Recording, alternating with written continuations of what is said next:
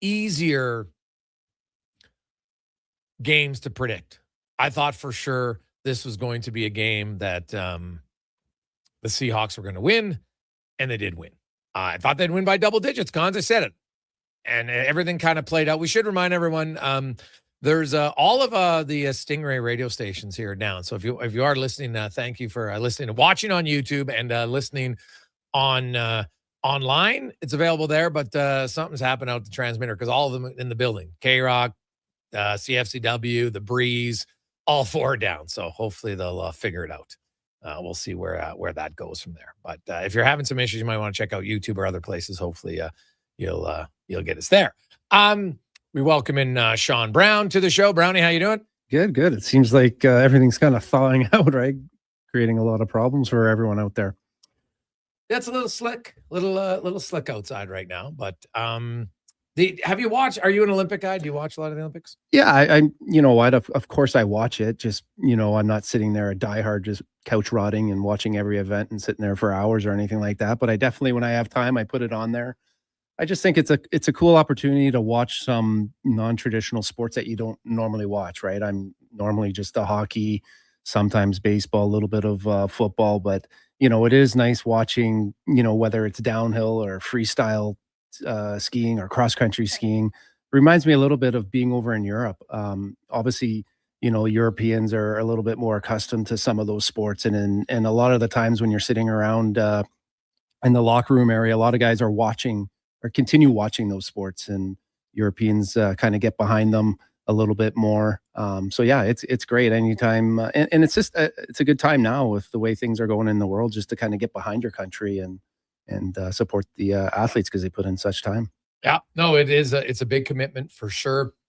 I watched the skiathlon event and I was blown away, but like it was a 10K race. And I got to get the lady's name from Sweden, but she won by over 50 seconds. And this is the best in the world, and you're that much better than everyone else. Like Frida Karlsson. And that was, to me, one of the most impressive performances I've seen. Like, in a longer distance, yeah, you have a little bit more chance. In a 100-meter, you're not going to beat someone by that much, right? But if you add it all up over the amount of time, like that was one of the more dominant performances I've seen. Like it wasn't even close. And then you're watching, because now I've gotten into cross-country skiing the last few years. Yeah, me too. I'm not good at it, but it is freaking hard. Yeah, it's one of the best workouts you can do. Yeah. And I got a track that we do out by St. Albert. It's about 6-7K. Right now, if I wanted to do more, I just do another loop. But I'm like, it's like a good stretch of 30-minute plus. Yeah. And there's some hills down and up. And obviously the first time I did it downhill, wiped out. But going uphill is hard, but not crazy hard. But you just got to get the motion and learn how to move your body and your hips and everything like that. But watching them and just seeing how fast they go up hills and attack, and I'm just like, this is ridiculous how good a shape they're in. It's funny that you say that because I feel the same way. In the last month here, I've went a total of 5 times because I work out at Millennium, and with our membership also comes access to the Strathcona Wilderness Center, where they have a track out there and you can rent the skis. I mean, it's the best value. I think it's $25 or so to rent the skis, use the facility for 3 hours. And like you said, I mean, watching these pros, any pro do their sport, they make it look easy. And I really have a real appreciation for the amount of distance that I'm able to cover and the amount of effort that it takes. It's just completely exhausting. So, I'm always watching and trying to learn. And I was watching, the Olympians, what is their strategy? What's their coordination look like? Is there, I don't know if you noticed it, but their feet kind of come out at the back. And I don't know if that lets them it obviously gives them some leverage somehow, especially, going up small hills is very difficult. Right. And, after a while, just using the poles and using your arms, your shoulders are just burning. So yeah, there's a real appreciation watching those guys get around and how easy they make it look. I haven't got to the point, I don't know where you're at, but I'm a renter right now. It's something that I would like to do and maybe make the investment. But do you rent or you got your own stuff? I purchased my own. Okay. Yeah, and you go and learn how to wax them a little bit, but I don't go enough to have to go crazy in the wax. But Yeah. got boots that fit comfortably, and I will say, like the boots are unbelievably comfortable, like way better than ski boots, like downhill skiing. Well, there's more movement, right? Oh, way more Yeah, movement, yeah. and so it wasn't where my wife was really into it. She's like, I got to get into it. I'm like, all right, so we get into it, and we didn't go as much this year, unfortunately. Yeah. But in the past few years, I really got into it. And actually, I told her, I was like, I miss going. Like, we go, and like when we went to Canmore, we went there, and that was next level. Yeah. I was just like, okay, I really got it. My little hill in St. Albert ain't the same. So is it all groomed where you go? Yes. Yeah, they take care of the company takes care of it. Yeah. Same for me. Yeah. No, I'm not dude. I have now. When we were at the farm, my mom cross country skied, and she would we'd drive a skidoo track once, and then she would make her own path, but she still had to make their own individual path. Yeah, I was on a skidoo tread, but that's a little bit harder once you got it done. But yeah, I'm not. Who's ever breaking the path? I've never done that. I can only imagine it ain't easy. It's funny when you do something that you have no clue and you're not very good at, it really gives you the appreciation. Obviously, because I've played hockey, I'll go out on different practices around different people, and you're demoing the drill, and most people are kind of like, oh wow, they're kind of amazed at your edge work and your ability to skate. And this, and I've seen others that are out there trying to learn how to skate, and the energy that it's taking from them, and the awkwardness. And it's just, when I was out doing my thing, it just reminded me of being one of those guys, right? Like being very wide, no power, awkward, and I'm just, watching, when I go in the afternoon, it seems like it's a lot of the older people, right, that are retired and, keeping themselves busy and fit. And I'm thinking, okay, you know what, I got to be able to at least keep up with these people. But it's amazing, like how these older people that are, efficient and very good at what they do, I'm not keeping up to them at all. So, for me to do something for 20 minutes, cross country skiing, that's like, I see the same people ripping around. They must lap me and do the whole thing by the time I've done maybe one track. So a 20-minute cross country ski is literally probably 2 hours of work. Like, I'm dripping sweat. I got to take my toque off. And, dude. Yeah. Now, there's lots of times where you're cold to start, and then once you get warmed up, you're just like, oh my God, now I'm sweating. Try to shred some layers here, but it's a great workout, and that's why I was thoroughly impressed. Those are the type of the events I'm just like, God, like they are rolling, right? And obviously, biathlon's different. People, we've got some people on the who've emailed in asking what's the difference. Well, biathlon is cross country skiing, but then you have to stop and shoot. Skiathlon is just basically cross country skiing. It's uphill. It's a little bit of racing, and it's a good workout. So I look forward to that. Obviously the ski cross, snowboard cross, aerials, all those we saw big air over the weekend. I love watching that stuff. I'd never do it, but I love doing it. And I like the insight you get from, they talk, because you're watching like, are these guys not scared? They're like, no, you still got a little fear. You just push through it. Just no different than, what I think players are always probably a little fearful to block a 100-mile-an-hour slop shot, but you just go do it after a while. You're just like, I'm not going to like this, but here I go. Right. And that's the difference. If you want to get in the shooting lane or Martin Marincin it and pretend you're in the shooting lane, that's the difference of playing or not. Well, I think that's like anything. When you've done something from a young age and, you get comfortable at doing it and you develop a skill, and then all of a sudden, you're watching these professional at the elite level and you're like, how do they do that? Well, it's just obviously over a period of time, right? So I did see a little tweet there from Cabby was at one of the big jump, and he was kind of behind the scenes going up the elevator, and obviously the camera work doesn't give you the real true appreciation of how big and high and the slope that these guys are coming down, and the speed in which they're doing it. It just gave me an appreciation for like, yeah, wow. I mean, they're high. I mean, the Olympics for me, I think they've done, I don't know how you feel, but I think they've done a pretty good job of kind of, enhancing, I guess, the experience for the fans that are at home. I really like the drone footage, right, where it kind of follows them down, and you can kind of see them do their skill in from that angle. So that's been a nice way for me to kind of keep me engaged, and shows a different viewpoint. But the downhill skiing for me, I mean, the majority of us have all skied and can appreciate what, what a black diamond actually looks like. But, they're ripping down there at the speed that they're ripping down. And I don't know, like, when do they regroom the trail? Is it after 5 skiers, 6 skiers, or do they even do it? But I mean, I don't think they do it once a race starts. Maybe Really? third. So I think maybe they do it at different times. That's a good question. well, there's got to be a benefit then to going first. Oh, you mean on those times? Yeah. Okay. Because when Yes. you're going through there, and Yeah. I mean, you know what it's like to skate on ice that's been rutted up. We Yeah. all know the coaches that do a pattern drill and don't move the pylon. Next thing you know, feel like you're skating on a gravel road. But to be going down a downhill in skis and watching the chatter in their legs are like little pistons going up and down. That can't be a good feeling, and obviously for what Lindsey Vonn there, I don't know if that had anything to do with it or the fact she kind of looked like she clipped her shoulder on the flag there. But oh yeah, no, she clipped her hand, man. Was that her hand? Yeah, you're watching a replay, and I couldn't believe how many people were suggesting, oh, you know what, she was selfish and she shouldn't have competed. I'm like, why? She made him. Her hand hit the pole. She didn't wipe out because of her knee, and she got hurt 9 days ago. Right, like this whole thing of, well, they should have given someone else another opportunity. They didn't earn it. She earned the right to make the decision. To make the decision. She earned that right. Like that to me was the epitome of what's wrong in our society now. It's like, don't push through and be determined or anything, or go outside your comfort zone. God forbid you do that. You should just back off and let someone else who didn't get the chance, because you had a chance a few years ago. Yeah, she earned the chance all the time. She was winning on circuits. She was good enough. Unfortunately, she just went for it and got a little too tight on that one turn, hit the gate and went flying, broke her leg. And her ACL isn't the reason her hand hit the gate.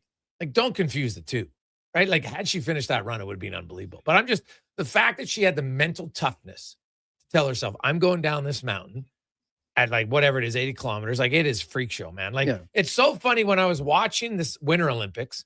So you're seeing people here, they're going down a mountain at Mach whatever, right? You've got them, skiing up and downhill on cross-country skis. You got, skates that are 1.5 feet long, blades all over. They're battling and competing there.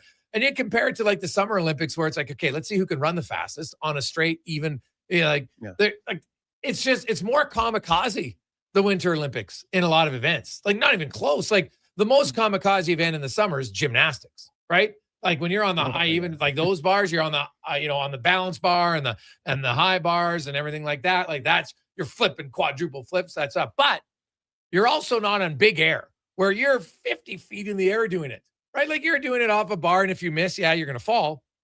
But the fall isn't nearly as high as you are when you're in ski or snowboarding. Not even close. So it's just funny though when I watch it, like, the Winter Olympics is infinitely more kamikaze than the Summer Olympics. It's not even close. Yeah, I never thought of it that way. And I think you're absolutely right, because I mean, any downhill skier, you lose an edge and you could die. You could break your neck. Like, there's not a lot of, if any, there's no padding in that skin suit that they have, and they're recklessly out of control. Yeah. And then you talk about some of the freestyle, I don't know how hard they are, but anytime you're flipping around, there's always a chance that you could land on your back or land awkwardly on your spine. But yeah, it's these athletes, it's the amount of time that they put into to give themselves an opportunity just to get to the Olympics, right? It's just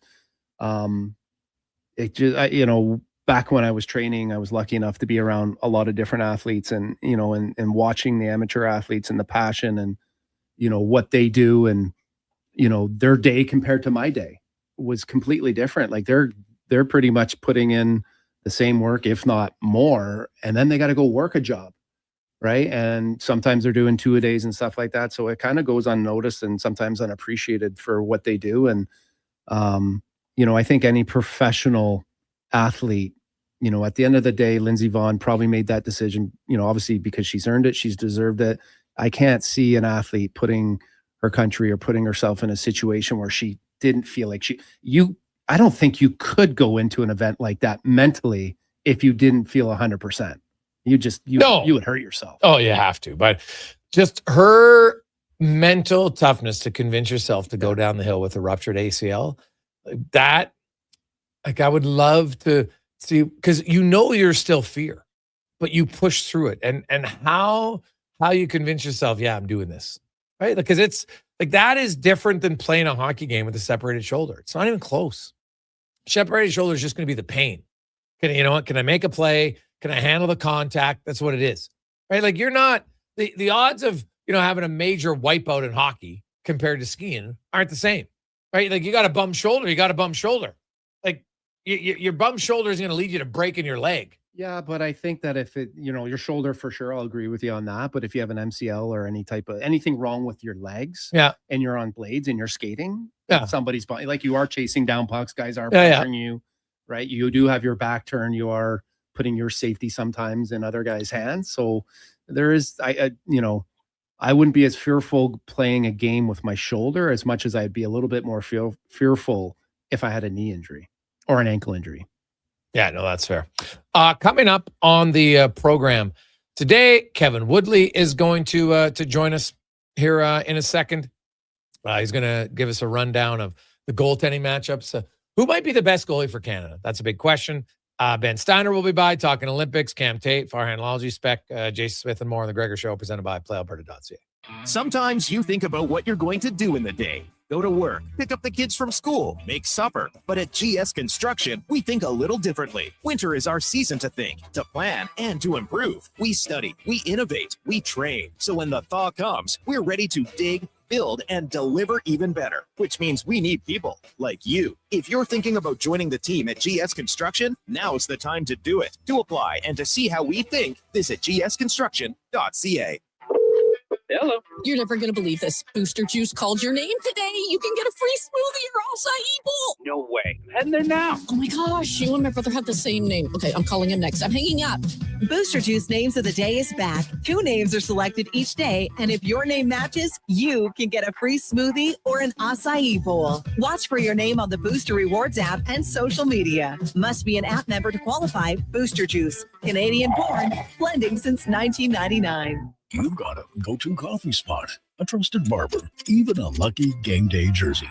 But when it's about looking your absolute best, there's only one name you need: Mr. Dirk. Family run since 1939, we're experts in crafting impeccable tailor-made suits and offering a wide variety of everyday styles. Pair that with personalized one-on-one fittings and the convenience of on-site tailoring. Mr. Dirk elevates your style game. Visit our Edmonton store or explore MrDirk.com. Score big on style with Mr. Dirk. 60 years ago, we started selling trucks as Western GMC Buick. Today, we are Wolf GMC Buick. We're still located on the corner of 184th Street and Stony Plain Road with the same ownership for over 2 decades. Our customers have trusted our family-owned, community-driven business, and for that, we are thankful. If you're looking for a truck or SUV, pop in and one of our seasoned professionals will get you a great deal, hassle-free. Come trust our team at Wolf GMC Buick. Wolf GMC Buick.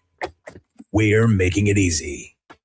Actions speak louder than words. Japa Machinery Group puts your construction plan into action with XCMG construction machinery you need. Available for rental or sale. Learn more at japamachinery.com. Hey, Edmonton, did you know a local Play Alberta winner scored over $500,000 on Mega Jackpots Ocean Bells? Think about the season tickets you could lock down with that kind of cash. From major casino winners every hour to jackpots worth millions and hundreds of popular games to money that stays in the province, there's never been a better time to sign up for Play Alberta. Download the app today to get started with casino, sports, and lottery all in one app. Must be 18 plus to play. When you gamble, use your game sense. Welcome to Silent Ice Center, the region's newest hockey and event center in Nisku. Featuring 2 NHL-size ice surfaces, premium seating, private suites, and an electric atmosphere. From elite hockey to major tournaments, concerts, and special events, this is where the action lives. And with Summit Restaurant overlooking the rink, every event is a full experience. Silent Ice Center, built for champions, built for the community. Book your ice, your event, or your next big night at Silent Ice Center. Email booking at silenticecenter.com. Looking for the perfect gift? Give the gift of great taste with a Loca Quality Market gift card. Redeemable at any Loca Quality Market or Loca operated restaurant. It's a treat for food lovers. Ready anytime. Grab yours today at loca.ca. Invest for today and tomorrow Vision Credit Union makes it simple with 2 RRSP options to fit your goals. Choose a secure term deposit RRSP with guaranteed returns or a mutual fund RRSP offering higher growth potential with exciting opportunities. With an RRSP, you'll save on your income tax, grow your investments tax-free, and get closer to your dreams, whether it's retirement or your first home. The deadline to qualify for 2025 tax deductions is March 2nd. Learn more at visioncu.ca. A claims program for harmed Canadians has begun as a result of a landmark tobacco settlement. If you smoked regularly before November 20th, 1998, and were diagnosed with lung cancer, throat cancer, emphysema, or COPD, you may qualify for a significant payment. To learn more, call 888-482-5852 or go to tobaccoclaimscanada.ca. Oh, I got a live one here.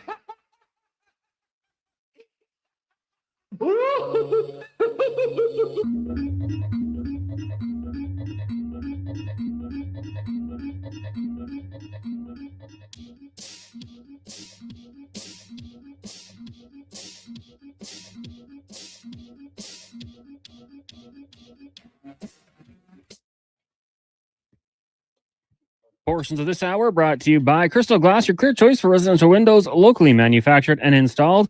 Crystal Glass provides a beautiful product and incredible customer services for all of your residential needs. Call 310 Glass or visit crystalglass.ca for a quote. The Jason Gregor Show, the best of Edmonton sports talk and beyond. This is Sports 1440. Presented by PlayAlberta.ca, Alberta's only regulated online gambling website.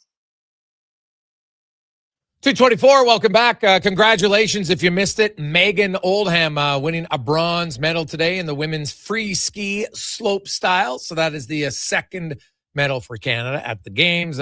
Valerie Malte won a bronze in the women's 3,000 meter. So I think there's so far there's 18 countries who have won a medal. Italy has the most medals with 9 and the most gold. Norway and Switzerland each with 3, which is interesting because I know when they do the medal count, they have whoever has the most golds as like the number 1. And I'm like, yeah, and I get that to a point, but I'm also like, but if you have, way more medals, like 10 or 12 more medals and you have 1 less gold, I still think the country with the most medals is better for me. Like you got 12 golds to 11 golds, but then you got way more silvers and bronze. Collectively, like if it's a 3-2-1 system, you're winning. Yeah. So I know they always list them as the most golds, and that's fine. But if you look at it, Italy leads so far with 9 medals. Japan has 7. Norway and Switzerland, or Norway 6, Switzerland 5. Germany, Austria have 4, and then there's lots of countries with 2: USA, Czechia, France, Netherlands, Sweden, China, Korea, and Canada. And then New Zealand, Poland, Slovenia, and Bulgaria, each with a medal so far. And Canada's obviously, hey, we're right and get at the top of the podium. Hope it happens sooner than later. Let's get to our big guest of the day, brought to you by the Summit Restaurant, located in the heart of Silent Ice Center, just minutes on the south of Edmonton and South Edmonton Common. Summit's your destination for exceptional house-made pizza, delicious entrees, and expertly crafted cocktails. Great place to sit and watch when your kids are playing, or more importantly, when they're practicing, because let's be honest, parents, practice isn't the most riveting time of your life. So you sit in there, it's warm. You can watch some of the Olympics and keep an eye on practice if you even watch practice. As we are joined by Kevin Woodley from In Goal Magazine and NHL.com. Woodley, good afternoon, man. How you doing? I'm good. I'm really good because Seahawks won the Super Bowl. So happy Woodley today. Hey, buddy, that was, well, not just one. They dominated that game. No surprise. I thought they were going to dominate. A lot of people had them dominating. And so, yes. Where did you watch it? Did you have like a special meal plan at the Woodley household? I see you're wearing your hat today. So that's right. That's my beer league team. Like when you're from Vancouver and you've got a beer league team that's named the Hawks for years, and then the rivalry between the Canucks and Blackhawks happens, you have to switch gears fast. So we got the Seahawks logo with little Jofa on top there. We have a little fun with it. Number of season ticket holders on the team. Unfortunately, because the Olympics start in a few days, from a men's hockey perspective, I've been basically buried in this office charting goals against all the goalies that will play in the Olympics. So I basically live in the dungeon here, doing my homework ahead of the first game on Wednesday. Nice. Well, let's get into that. So, Canada, there's lots of questions. Jonathan Binnington. Are they going to go with Darcy Kemper, guys who have won? Well, actually, all three have won, although Thompson wasn't the starting goalie when he won with Vegas. But the style that Canada played at Four Nations, Kevin, I'm not sure it's going to be that much different with John Cooper as the head coach again. So is there anything you've seen that you look and say, I actually think this goalie for Canada is the best one to play based on the system I think they're going to play? It's tough. Like, listen, they're not going to give up a ton of chances, right? Like, that's what we're talking about here. And that's pretty much been the MO for Canada every time they go best on best. It's not, we have the best players in the world and we're going to outscore you. We're not going to turn it into an all-star game. It's always been about, we can get the best players in the world offensively to buy into playing great defensive hockey. It was that way in Sochi. Look at the final game. I think, if I remember, top of my head, it was like 1-0, like Carey Price versus Henrik Lundqvist, like tight games all around. No. So I don't know that it necessarily suits one guy better than the other. It's really hard to look at the numbers this year and not see the massive discrepancies between what Logan Thompson has done and what Darcy Kemper has done and what Jordan Binnington has done. But I will, for those that are really nervous about Binnington likely being the starter, throw a number at you after tracking it. He hasn't given up bad goals, low percentage goals this season. Okay. And so if you're going into this thinking, we just need a goalie who's not going to give up bad ones, like we don't need goaltending to win it for us. We just need it not to lose it. Jordan Binnington, despite falling off a cliff statistically, can still be that guy. He's actually given up fewer low percentage goals this season than Connor Halley, which seems remarkable. Now, smaller sample size, but still, like, that seems remarkable when you look at his raw save percentage, like 870. Like, he's having the worst season of his career. Yeah. And yet still, the bad goals haven't been a problem. Now, where I think things get interesting is what he did at Four Nations to earn this was made a bunch of high danger timely saves in overtime. Yeah. And I'm here to tell you those haven't been there this season.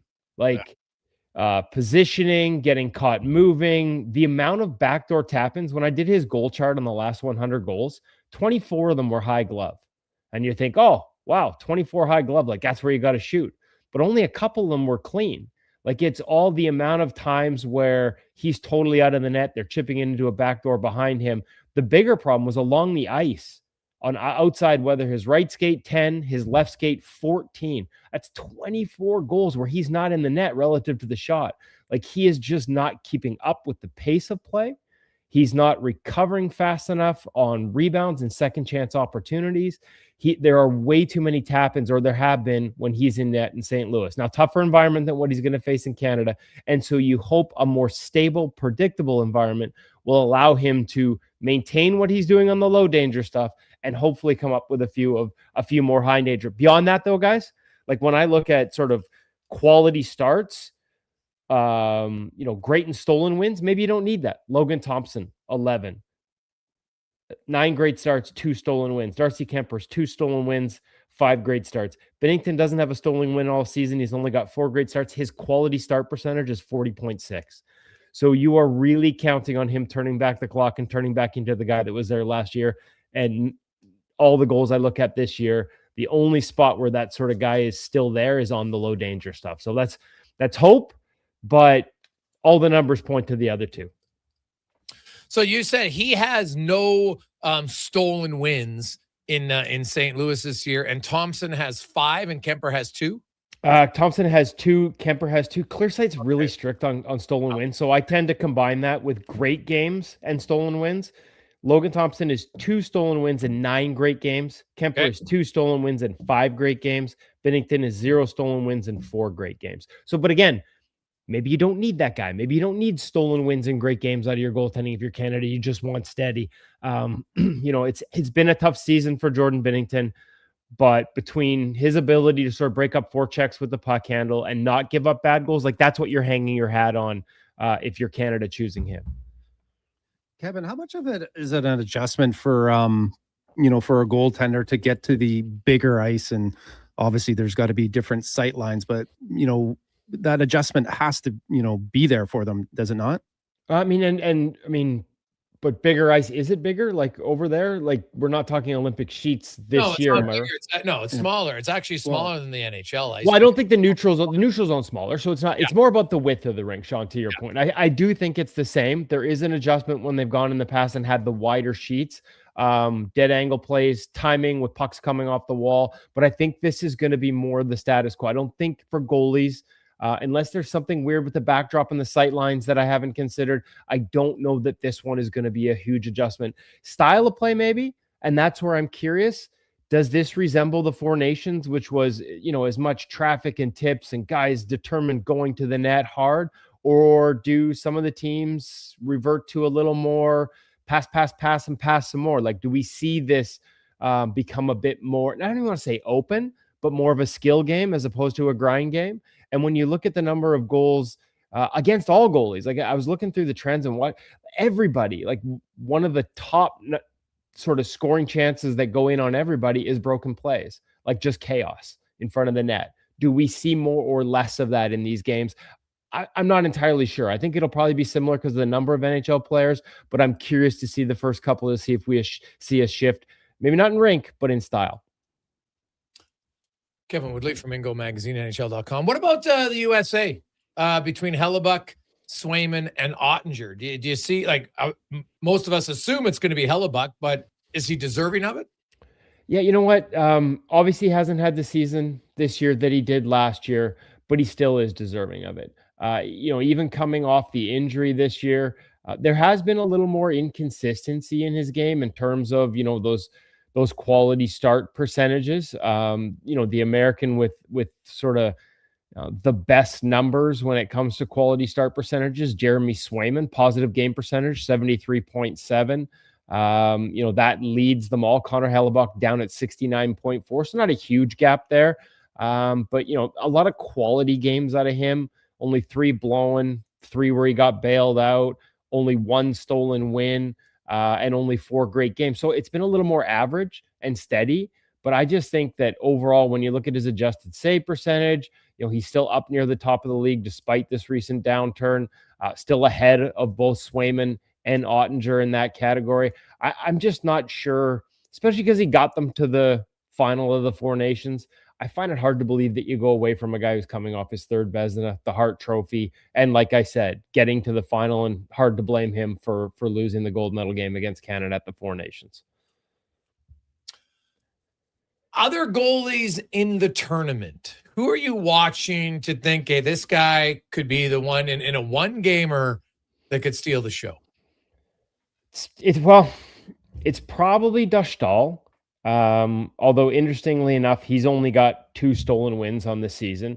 But I think when we think of goalies, and I'm certainly not the only one here, a lot of people have pointed to Czechia and pointed to him as a guy who could, steal a game. There's just so many nights where you look at the end and Anaheim's been outshot by a wide margin and they've won a pretty tight game. As much as early in the season, it was wide open, lots of scoring for the Ducks. There's been a lot of nights where it's Lucas Dushtal or bust. And over the past 2 seasons, he's had so many nights like that. So I think he's a guy, he's also got such a patient approach on his edges, plays the game in terms of that patience at a level that only a handful can achieve. And I think that could frustrate. Like, he's a tough guy to pre-scout.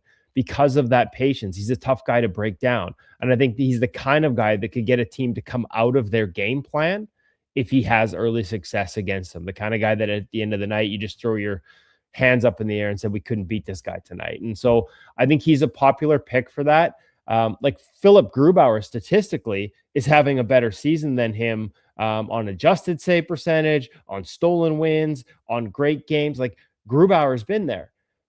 But I don't know that he has that same ceiling, that same, rob you blind, leave you looking at the heavens ability. Like, he's more, give him a really steady defensive environment and he's not going to make any mistakes, and he might make a couple he's not supposed to. Dushtal just strikes me as the kind of guy, and looking at his high danger numbers, the kind of guy who can have games where it doesn't matter what kind of quality you generate, he's going to find a way to get a piece of his body behind it. Kevin Woodley from Ingo Magazine and NHL.com joins. Woodley, looking at when we return, there will be like 10 days between before the trade deadline. Are there any goalies teams should be looking at to acquire before then? Well, I mean, the big question is, are they going to be available, right? And there are some interesting names that I'm not saying they're available, but you wonder. One of them would be Anthony Stolarz. Like the Toronto Maple Leafs might have a decision to make here because he's, I believe, going to require waivers next year.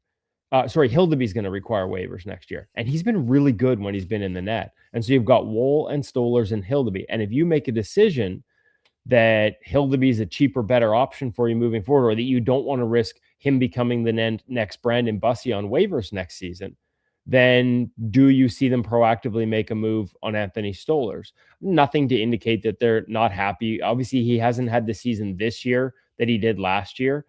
He looks, to be honest with you, like he's trying too hard at times. And we've talked before about how that's the last thing you can do as a goalie. It's like golf. You can't just go out there and swing harder. As soon as you add tension to your game, we've seen him widen out his stance and just get a little more locked in and rigid and focused on the puck and not aware of things going on around him than we've seen in past years. And yet the track record in every year up to this year tells me he'd be a worthwhile bet. So if I think it'd be worth a call if you're a team looking for goaltending now and in the future, and he's at a relatively decent ticket. If you think this is just a blip for Anthony Stolarz and he'll revert back to what he's done for the past couple of years, with injury questions included, he's a guy that I would ask the Toronto Maple Leafs, would they consider moving, because they've got to make other decisions around their depth. Similarly, Alex Lyon with the Buffalo Sabres, all he does is come up with win streaks at key moments that get teams into the playoffs. Somehow I doubt the Sabres would risk that, especially with Ukko-Pekka Luukkonen out. And yet, we heard Kekalainen say he wasn't going to go with 3 goalies. They seem to love Colton Ellis long-term, and Ukko-Pekka Luukkonen, when healthy, has kind of risen back into the number 1 status. So depending on UPL's health, I doubt they make that move. But again, is it one that would be worth asking? Ditto Grubauer with the Seattle Kraken. I don't, given their chances of making the playoffs, I would imagine they hold on to him. Matt Murray's given them, when healthy, good minutes as the 3 there, and they're running a 3 goalie rotation. I doubt they'd move him, but given his numbers and how we sort of called this as a likely breakout year for him or bounce back year for him, again, maybe worth a phone call. What about Stu? Actually, what about Stuart Skinner? Yeah, but why is Pittsburgh trading him? They're in a playoffs. I'm talking teams that actually need a goalie. No, I mean, but if you're looking for a goalie, or I always thought, sorry, guys, if you're looking, goalies that are tradable, like Pittsburgh's not trading Stuart Skinner. He's the best goalie right now. Why the hell would they trade him? They're in second place.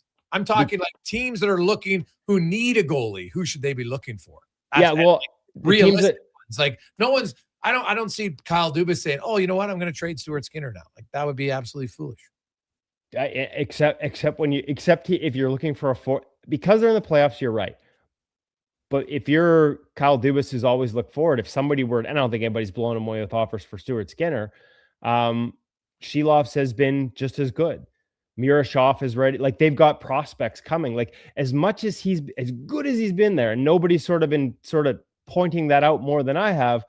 Long term, is Stuart Skinner the guy there? And it's kind of like the Maple Leafs question. Do I think they're going to trade him? No. Would it be worth, given the heater he's on? If you're interested in improving your goaltending, making a call, I think you'd probably have to blow Dubas away, and I'm not sure anybody would do that for Stuart Skinner. But it's a name that's worth looking at, because as good as it's going, I don't know how they view their long-term picture. And there's a number of teams that have to make these types of decisions. Carolina's not going to get rid of Freddie Anderson, but I don't know what his future is there because of both Bussey, who, by the way, is also an unrestricted free agent, I believe, after this season, and the fact that Kochetkov, assuming he comes back healthy, might be the best of the 3. Yeah, but Bussey's been great. Like he had that unreal start, and he still continues to win games. How's his overall play look? Like, do you look at him and say, this is a guy that I think can win multiple series? I mean, his numbers relative, like the most impressive thing about Brandon Bussey's performance is that he's doing it behind one of the lowest expected save percentages in the league. And we've talked about this before. Like Carolina has this reputation for their defensive play, but they don't give up a ton of quantity, but they do give up quality. And their goalies have, last time I checked, sort of sorted it that way. They had 3 of the 4 worst defensive environments by expected save percentage. And so Bussey's adjusted numbers relative to that environment They're third in the National Hockey League behind Ilya Sorokin and Devin Cooley. So, yeah, absolutely. He's been that good for them. Do I see it as sustainable in the playoffs? Honestly, I'm really curious to see how this goes because nothing exposes your game, strengths and weaknesses, and I would say extremes, goalies that play to extremes, and there's not very many of them anymore. When you play to extremes in the playoffs, teams will try and target them. And Bussy plays with a level of aggression positionally, also charging out at guys. The routes he takes on crease plays are way more aggressive. He doesn't work back to his post. He comes out and at you and cuts things down and relies on sort of his size and his patience to make those saves, and then relies on his defense to make sure they take care of the rebounds. I wonder, I'm not saying, but I wonder if that book starts to get built because, Tuesday night in Columbus and Thursday night in Carolina, I don't know how big the pre-scout is. When you get into a best of 7 series, man, teams are going to target it to the extreme. And because he plays to some extremes compared to his peers, he may have a game that's a little more pre-scoutable and a little more breakdownable, if that's a word, come postseason. Kev, enjoy it. We will talk some games with you next week. Look forward to it, guys. There you go. It's Kevin Woodley from In Goal Magazine, NHL.com. So interesting breakdown on the goaltending. If you missed it, Binnington, when it came to stolen wins, 0 this year, 4 great games. Thompson, 2 stolen wins, 9 great games. And Kemper, 2 stolen wins, 5 great games. Said the best part of Binnington's game is he doesn't let bad goals in. Hasn't really allowed bad goals this year in St. Louis. And you know what? If you're a team that doesn't give up a ton of chances, there's probably some value in there. But the fact that his really calling card in the Olympics was he made some huge saves, but he's not making the huge saves this year. So if he can't have that part of his game, how can he help you win? And what's going to be challenging is I'm not sure how many great chances he's going to face in the opening rounds. And that's going to be their challenge, I think, to see. If you're the coach, we'll take a break, but then we'll come back, Brownie, about if you're the coach, what would you do with your 3 goalies? You're going Binnington, or do you at least have to say, I'm going to give 2 guys an equal chance and let them battle it out to see what they do? I don't know if you have enough time to play all 3 goalies. It's just the harsh truth of a short tournament. So we'll get his thoughts on that when we return on the Gregor Show, presented by PlayAlberta.ca. Oodle Noodle Origins. In 1864, Francis Oodle took over his dying father's business as a leatherman. He was quite proficient, but his heart was never truly in the trade. After his father's death, Oodle met a cocksure young man named Vladimir Nudel, who was a trailblazer in the popular new art of food boxes. They formed a partnership and aimed to ply their trade in the New World. At Ellis Island, Nudel was renamed David Noodle, and henceforth, the franchise has been known as Oodle Noodle. You got a go-to coffee spot, a trusted barber, even a lucky game day jersey. But when it's about looking your absolute best, there's only one name you need. Mr. Dirk. Family run since 1939. We're experts in crafting impeccable tailor-made suits and offering a wide variety of everyday styles. Pair that with personalized one-on-one fittings and the convenience of on-site tailoring. Mr. Dirk elevates your style game. Visit our Edmonton store or explore MrDirk.com. Score big on style with Mr. Dirk. Bringing every project to life requires the right team. By joining the Japa Machinery Group service or sales teams, you can be part of setting a new industry standard. Celebrating a legacy of excellence with Japa. Learn more at japamachinery.com. Whether you're a craft beer connoisseur or more of a wine aficionado, there's always something new to discover at Sherbrooke Liquor, a unique family-owned independent liquor store. The selection, incredible. The non-alcohol section is also very impressive. Sherbrooke Liquor, expert, knowledgeable staff with a passion for unique finds. More than just a liquor store, we're a community. Alberta's best, the one and only Sherbrooke Liquor. Wine, spirits, and oodles of beer. Visit SherbrookeLiquor.com. Hi, I'm Colin Livingston, president of Cantork. We've been tightening bolts and redefining our industry for 25 years. Yes, a quarter century, and we're just getting started. Check us out at Cantork.com. Our tools age better than I do. Remember 2025? That's so last year. But seriously, St. Albert Dodge needs to clear some 2025 models off the lot to make room for new inventory. So they're having a huge clear out of all the remaining new 2025 Jeep Wrangler Saharas. The Sahara package is the best seller, so they have a great selection to choose from and priced from as low as $59,900. I don't have to tell you, these are going to go fast. So get there before they are gone. Just head up the trail and see how easy it is to do business at St. Albert Dodge. The job isn't done until the last load is hauled, and having a semi-trailer out of commission is not an option. Whether replacing or adding to your convoy, Edmonton Trailer has a huge inventory of new and used semi-trailers, trusted by the gravel, logging, oil field, fluids, and freight industries. Find a trailer right for you online or at one of their 3 locations. For sales, service, parts, rental, and finance, when you're in it for the long haul, Edmonton Trailer. Do you sit around at work listening to sports radio all day?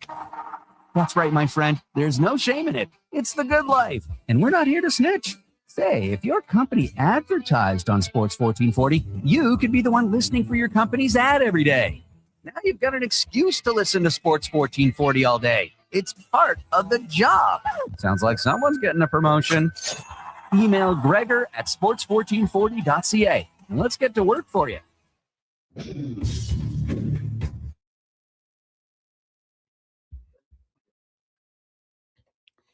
Portions of this hour brought to you by Can Torque. We offer sale, rental, repair, and calibration of hydraulic, pneumatic, and battery-powered torque wrenches, stud tensioners, and flange maintenance equipment. Order today at cantorque.com. The Jason Gregor Show, the best of Edmonton sports talk and beyond. This is Sports 1440. Presented by PlayAlberta.ca, Alberta's only regulated online gambling website.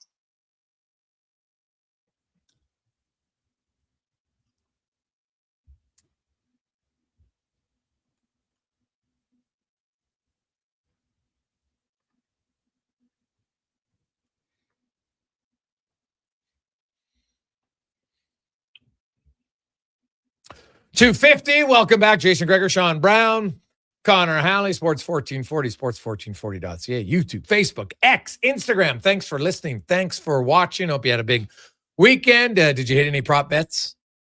Good luck if you did. There's a few wild ones that hit. Konza, you had talked about it. The coffin kick for punts ended up with 2 of them inside the 5. Did you make that one? I would love to take credit, but that was Declan. Oh, that was Declan, and I know he did. Okay, well, there you go. That was best punter in the league, and he crushed 2. He had 3, I think, from the 6-yard line and in, which is pretty darn impressive. Now, one of them bounced, and then I think it landed. I don't know why they didn't fair catch it. That was a terrible decision by the kick return. I think it was at like the 22 or something. He let it bounce, and then they downed it at the 2-yard line. Like, that was not a great decision. But hey, Seattle, full marks for that win. They were the best team all year long, and they become the 8th team this century to win 2 Super Bowls. Did you know that? Patriots, of course, the Ravens, and that's 4 who Patriots, Ravens, Chiefs, and Steelers. And then on the other side, there's the Eagles, the Rams, and who am I missing? Bucks? Giants? No, this century. Giants didn't win. Oh, yeah, Giants. Did, yeah. The Giants too, not the Bucks. The Giants incredible thing too, Gregor, for the Seahawks, 2 different head coaches, 2 different starting quarterbacks. Yeah. To build it up and redo it. And then 11 years apart. Yeah. Yep. Like all the other ones, there's that connection, right? Mm-hmm. Yeah. Yes. There's one of the 2, but for them to do it again and not invest a first-round pick in a quarterback, it's wild. Yeah. Well, they did get a first-round pick of a quarterback. They just they let other teams ruin him, and then he came there. Like Minnesota, you wonder, like, God, the guy he went 14-3, and they would and that just shows they're like, you know what, we're going to force our young guy in rather than stick with the veteran. I still believe NFL teams, and hey, I get it because of the contracts, and like, honestly, if I was in the NFL, I would look to say, why aren't we renegotiating this? It makes no sense that a guy with no NFL experience, and lots of them by the time they're rookie, like Pat Mahomes is a little bit of a rarity, but lots of these guys aren't winning and dominating in their rookie contracts. They're not, but they're getting paid like they're a dominant starter, right? The NHL used to have that, and then they changed it. right? And now it's like, hey, you come in and, your first 3 years, you're not getting, just because you're a first overall pick, we're not paying you like a top dog, because outside of the very, very, very few, you're not a dominant player. I think it's just, as a former athlete, just anytime you hear a story of someone that's able to kind of overcome and stick with it, a little bit of adversity, being a high pick, and there's so many, it's just so hard to make it, and you need so much, to go right for you. You also have to put in the work and give a reason for organizations and people to play you in that. But, I love hearing stories of guys that, it doesn't work out in your first team, second team, you get traded, you get bounced around, and you stick with it. The perseverance and the ability to stay with it. And then obviously, win a Super Bowl. And I thought he performed, when I watched, especially early, the plays that he was making, it looked like he was under pressure. And some of the throws that he threw, that it was looked like he was just threading the needle early, to kind of feel his game and get some confidence. I'm happy for a guy like that. What would you do if you're the coach, and after listening to Woodley talk about the low danger chances, high danger chances, I don't think you have time to give 3 goalies an equal chance. Let's be honest here. So which other goalie, and are you just going to say, okay, Binnington gets game 1, or would you give someone else game 1? Because it's been a calendar year since Binnington's really done anything. I think I would give Binnington the first game for sure. It's just not a long enough tournament to be able to get 3 in there. But I'm giving him the benefit of the doubt of the fact that he's played, in the 4 nations and he's won, he's had success, and he deserves it. And it's kind of his to lose. But, I think there would be a lot of conversations. I don't know who the goalie coach is, but I think there'd be a ton of conversations with the goalie coach, the coaching staff in general. I don't know how much practice time they get, how many goalie sessions they get, but you'd have to have your finger on the pulse and really be aware. Lots of conversations with, the player themselves to kind of see where they're at. But 3, I just don't think there's not enough time. Even how many games do you give the guy if he's struggling, before you kind of pull the pin on him is a tough decision. I think John Cooper and his staff in general, just whether it's the line combinations or trying to figure out the goaltending and who they're going to go to, it's tough. I think in a lot of cases, it seems like who you think it's going to be and who it actually is at the end of the day sometimes changes, and oftentimes does. So, I don't know if they can really. Can you go wrong?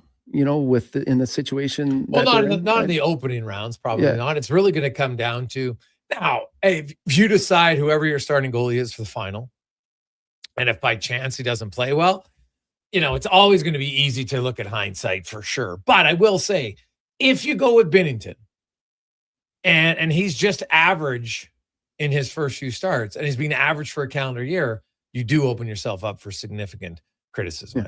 I think that's valid. Like if Thompson, who's played well all year, if he plays well in his games and then, is okay in the final, you're like, well, anybody can be okay at the point. If they've been good for a long time, you can have an average game. That's going to happen every now and then. Yeah. But for Binnington, basically, he had one awesome game and really one awesome overtime period. The rest of his tournament was meh. That's all you need, though. You just got to be able to play make the save at the right time and have the right game at the right time. I think Kevin made a good point. It'll be interesting to see the style of hockey that's going to be played, right? Is it going to be a skilled game? Is it going to be a game that, a lot of traffic, a little bit of simplicity to each team's approach as far as just getting pucks to the net, getting bodies to the net? How are the defense going to play? How are they going to handle the pressure? I think, one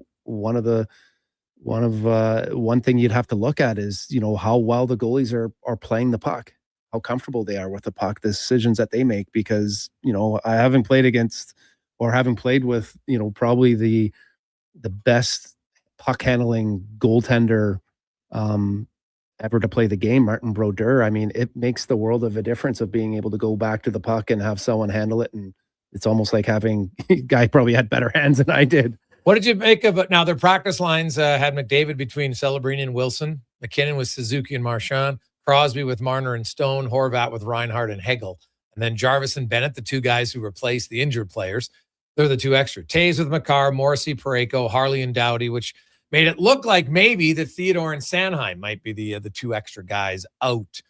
McKinnon, McDavid, and Crosby is your three centers. Pick whichever line you want. But Celebrini's with McDavid, so that that's two of the top 5 scorers in the NHL right now on one line. Then you got McKinnon with Suzuki and Marchand, Crosby with Marner and Stone, and Horvat with Reinhart and Hagel. Reinhart maybe is the one who's fallen down. But Wilson up on the top line with McDavid. He's very similar type of player to Zach Hyman. I kind of thought Zach Hyman would work his way onto the team just because of the chemistry, right? With these high-end players, the top players in the league aren't easy to play with. And you got instant chemistry with a guy that hunts pucks, can make plays with the puck. And there's just a comfort in their game. And that's not going to be easy for a coach to find. This is a good starting point with the lineup.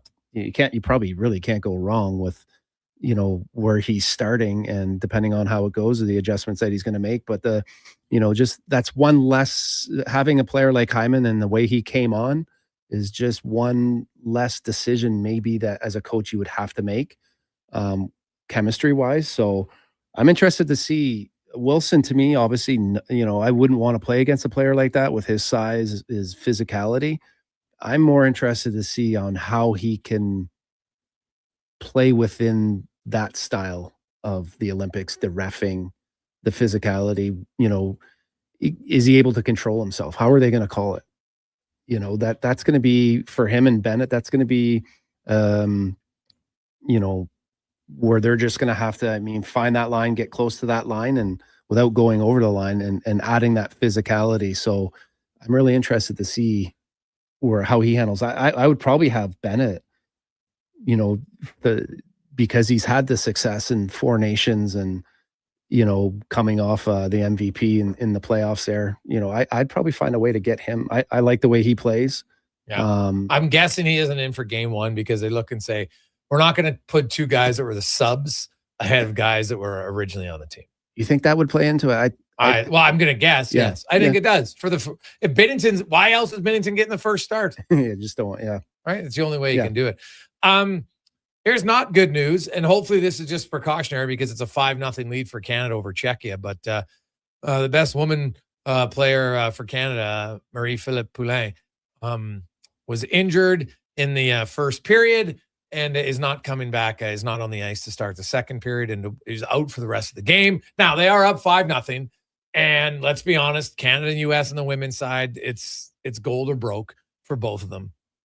And they're both clearly the big favorites to get there again. So, if she's got even a minor tweak, you're like, I'm pretty sure we can beat Czechia with a 5-goal lead without her. But that is something to watch because I'm telling you, there's not a better big moment player in the women's game than Marie-Philippe Poulin. No question about it. She scores all the massive goals and has for years. So you hope that this is just super precautionary and it's a 5-0 lead. And they're like, Marie, you can sit down and we'll worry about you getting back in when the game matters. But it didn't look great from the highlight, and I was watching again here. Now she hasn't put any weight on it, but again, that can be precautionary. You're just smart. Say, oh, it doesn't feel good, and then you get off. The doctor does the adjustment here or there, and then we'll see. But we'll get into that for sure. Let's get to the Con Man and a Sports 1440 update brought to you by Legacy Heating and Cooling, where the rates never change. No overtime charges. That's how you build a legacy. LegacyHeating.ca. The Sports 1440 update. Ontario's Megan Oldham claimed the bronze medal today in the women's ski slopestyle event at the Winter Games in Italy. The 24-year-old suffered a crash in her second run, but came back with a score of 76.46 in her third run. That gives Canada 2 medals. Both so far are bronze. On the ice right now, third period, the Canadian women's team leading Czechia 5-0. Marie-Philippe Poulin did leave the game, has not returned. The Americans up next on the schedule for Canada tomorrow, just after noon. And in the association tonight, going to go in at 5. Hornets take on the Pistons, the Bulls in Broken.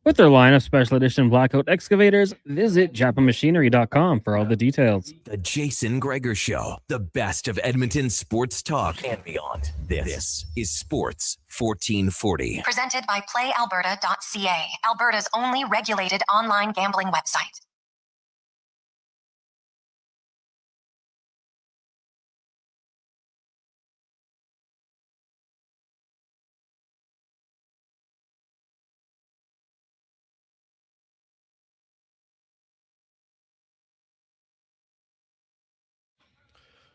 Just after 3 o'clock, welcome back. Sports 1440, sports1440.ca, YouTube, Facebook, X, Instagram. It is the Jason Gregor Show.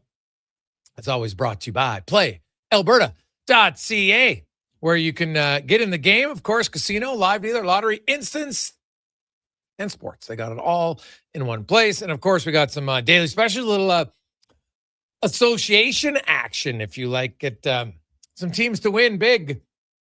Let's go with the Heat and the Timberwolves tonight. Also, if you like offense, some games with the overs as well. So you can check that out onto the Jason Gregor Show tab. Good luck with that. 833-401-1440. 833-401-1440. Hey guys, don't you dress 13-7 in the Olympics? I gotta look at that again. I know they changed the rules a while back. I think you might be right with the 20 skaters in the roster. But the truth is, when you have 13 and 7, some coaches, like the 13-4 just doesn't get in the rotation very much, right? Unless they're a penalty killer. And even then, like, it's hard enough to get a 12 forward in. Never mind 13. So honestly, if I was a coach, like, I guess you have the 13 dressed in case of an injury, and then you can run 4 lines. But I might just say to the guy, hey, you know what? You're going to sit there and you're going to be just pretend you're you're at the grocery store, right? I've been that grocery stick before. Best seat in the house. But if you know going in, right, it's probably easier to handle. Say, hey, this is different. Okay, this 13, we have 12. I understand. I don't have to like it, but next game, because you'll probably play everybody in a rotation, I would think, out of those guys. This is different. 4 Nations only had 4 games. This has potentially 7 if you don't get the bye. Now Canada probably will have 6 because they'll play 3, then they'll get a bye if they finish top of their pool, or even I guess if they finish second in their pool and have a better record than the other 2 second place teams, then you get a bye and then you play quarterfinal, semifinal, final, and away you go. And Czechia is on the board 5-1. So they're outscoring Canada 1-0 now without Poulin in the lineup, and we still haven't got an update on it, and it probably won't get one right away. But man, that's going to be the one storyline to watch now for the women's hockey tournament, just to see the health of Marie-Philippe Poulin, to see how she will be later on. We got a lot of text line in 833-401-1440, 833-401-1440. Hey, Greg, I don't know if you touched on it yet or not, but what's your thoughts on the Paul Coffey rumors? Well, I'll get my opinion, but Brownie, what do you think? There's rumblings that maybe they would bring him back. I don't see how you could bring a guy back. I mean, it's a season. Every season has these types of challenges. Last year, the year before, and for every team. I mean, we can't sit here and I mean, I guess this is what losing kind of does, right? You start to magnify and start to look at everything, and as fans, we start to see, well, how can we fix the problem? But we got to allow the coaching staff and Knoblauch. I mean, he's been to 2 Game 7s. He's hired to coach. He picked his coaches. We got to let him coach. I think if to have somebody with experience, I see the benefit of it. Right. A guy like Paul Coffey or anyone that's had success either as a coach or a player. I think, being a former player, you can easily relate to those guys. But he's not there. And I don't think, you just inject a guy now. I think that would just really make it awkward. Right. I think this break has been nice. I think there's a real opportunity for the coaching staff. He talked about having a mini camp. They're probably reflecting right now and the conversations and strategies and the different things that they need to do. I think we need to, kind of let him do his job. But to bring someone in And that's not a slight at Paul Coffey and what he's done, because, having him on the bench to begin the year, I think would have been beneficial, but I don't think you bring him in now. Yeah, I look at, and because I was asked this in one of our mailbags in Oilers Nation, I said at times we romanticize a lot in sports, and oh yeah, Paul Coffey was here and he was great, and I'm not saying he was bad, but when he was here, this team still had stretches where they were bad defensively and the penalty kill struggled. It's not new, right? Like last year, the first 15 games, the penalty kill was beyond terrible, right? It was like 59%, I think, in the first 15 games. Like it was brutal. And then the rest of the year was like 82%. It was top 5. So, but the overall season numbers didn't look great because they were so bad in the first 15. It's like this year. They were 10th for the first 53 games and then have just completely tanked, going 35.7%. And now they're down to 27th on the season. Defensively, the Oilers have given up too many goals. There's no debate that. A lot of it comes from the penalty kill. And I know that the head coach and Coffey didn't get along perfectly. That doesn't mean you hate someone, but if you're not always on the same page, can you bring that guy back? I think it's a storyline that's getting more fire because there's now an Olympic break. And if you were playing games, there'd be something else to talk about. So people are focusing on it. I'd be very surprised if you bring Paul Coffey back. You're essentially telling the head coach who he has to have on his staff. And that goes against what you did in the offseason. Do you think that Stan Bowman should have stepped in before the season and maybe suggested who he should have had? Like, did they give him the opportunity too soon? Well, no, there's a lot of guys with a ton of experience that have played, not just Paul Coffey. Yeah. Right. But with knowing the staff that they have now, would they not benefit from having somebody that's done a little bit more in the game? And is there not value in that? I don't know. I'd have to look at like who's on Tampa Bay's assistant coaching staff, right? Like when John Cooper, I'd like to go back and look at who was on his staff when he first took over, right? Like Knobloch has been to 2 Stanley Cup finals the last 2 years as the head coach, right? And Stewart was there. So basically, they didn't really replace Paul Coffey. So that's a valid question to say, used to have 4 coaches having input and making decisions, and now you have 3.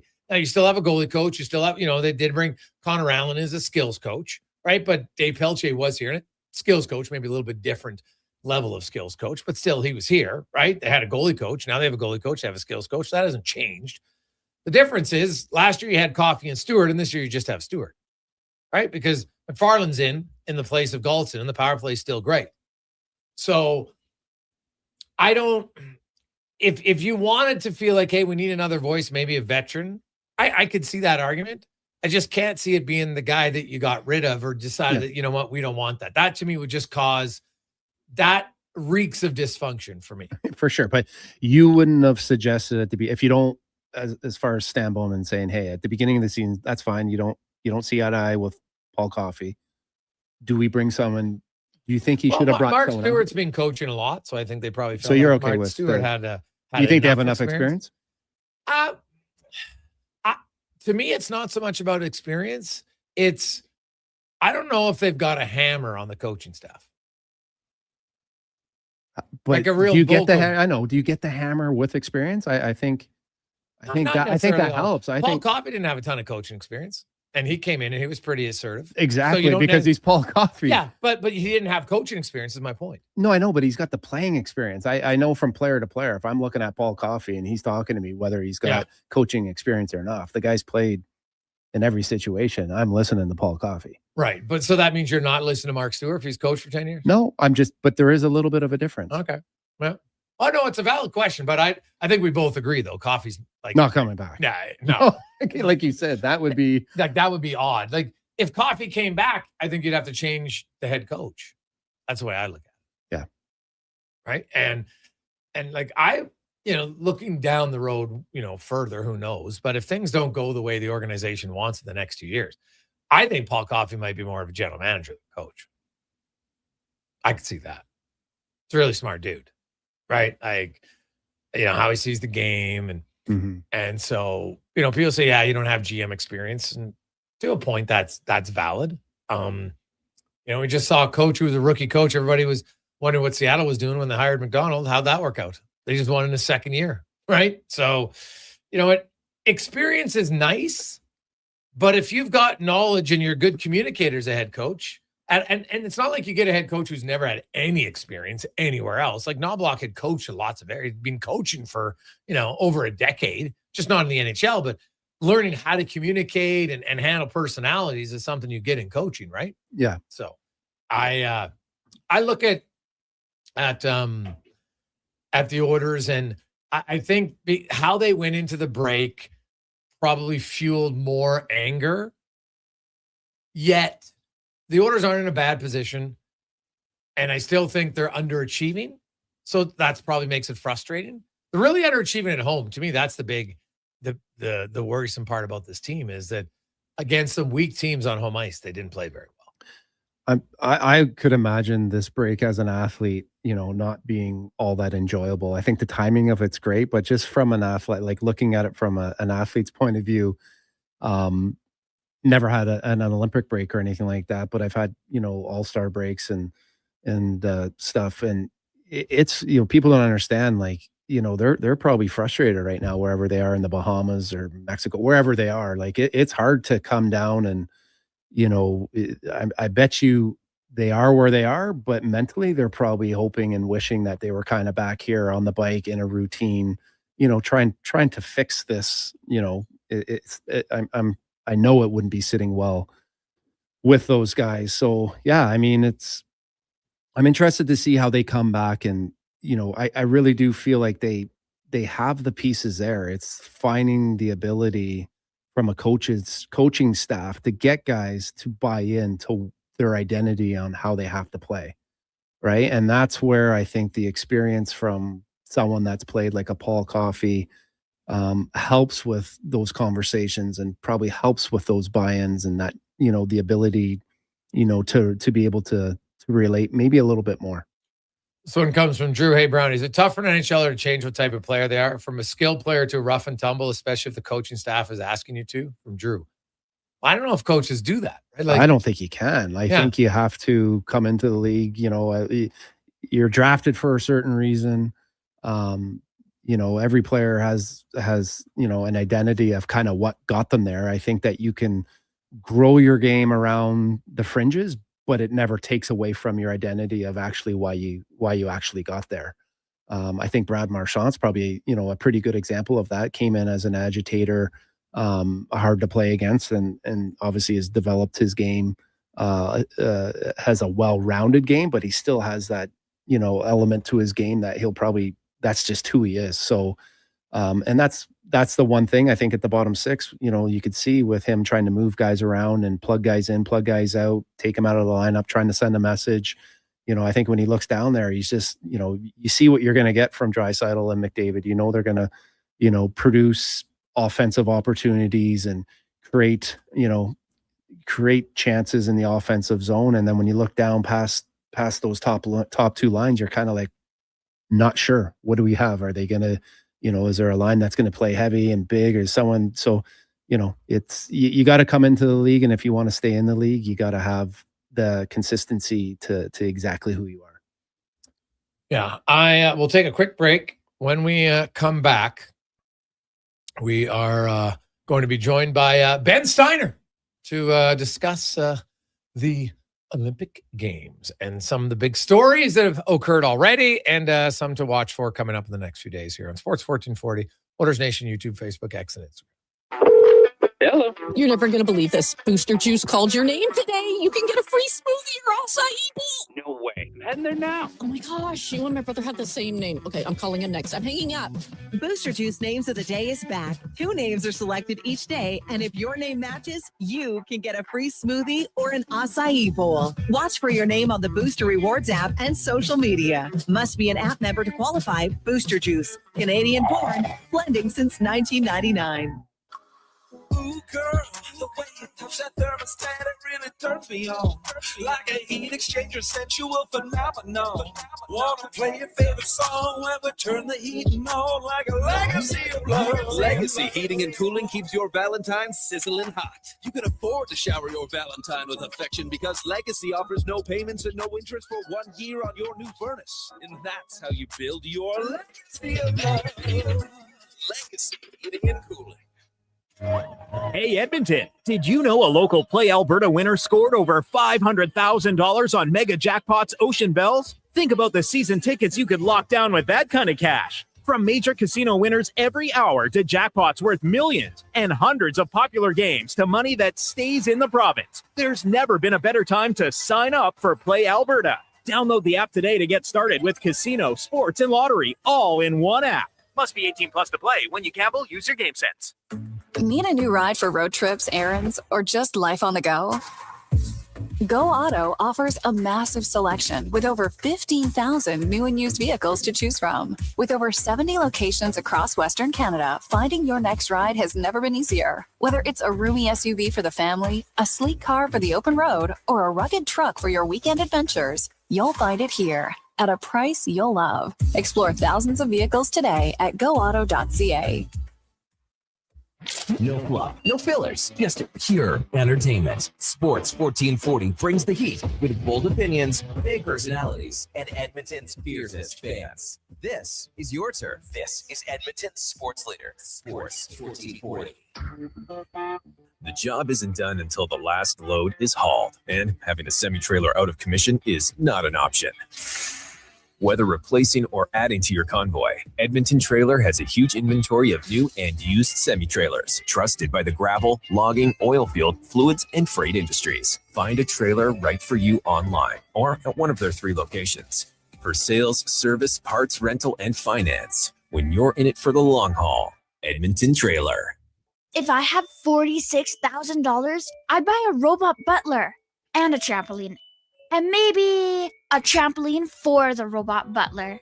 You might have a few ideas of your own. The first early bird deadline for the Big Brothers Big Sisters Dream Home Lottery is February 11th. Get your tickets now for a chance to win $46,000 and support kids across Edmonton. Buy today at bigbrothersdreamhome.org. Lottery license number 745563 and 745562. Tickets sold only within Alberta. Portions of this hour brought to you by Sherbrooke Liquor, the best place for wine, cocktails, and beers from all over the world. Also a variety of excellent and non-alcoholic options. See more at SherbrookeLiquor.com. This is Sports 1440, where Edmonton talks sports. On YouTube, Facebook, and X. Here's Jason Gregor. Brought to you by PlayAlberta.ca.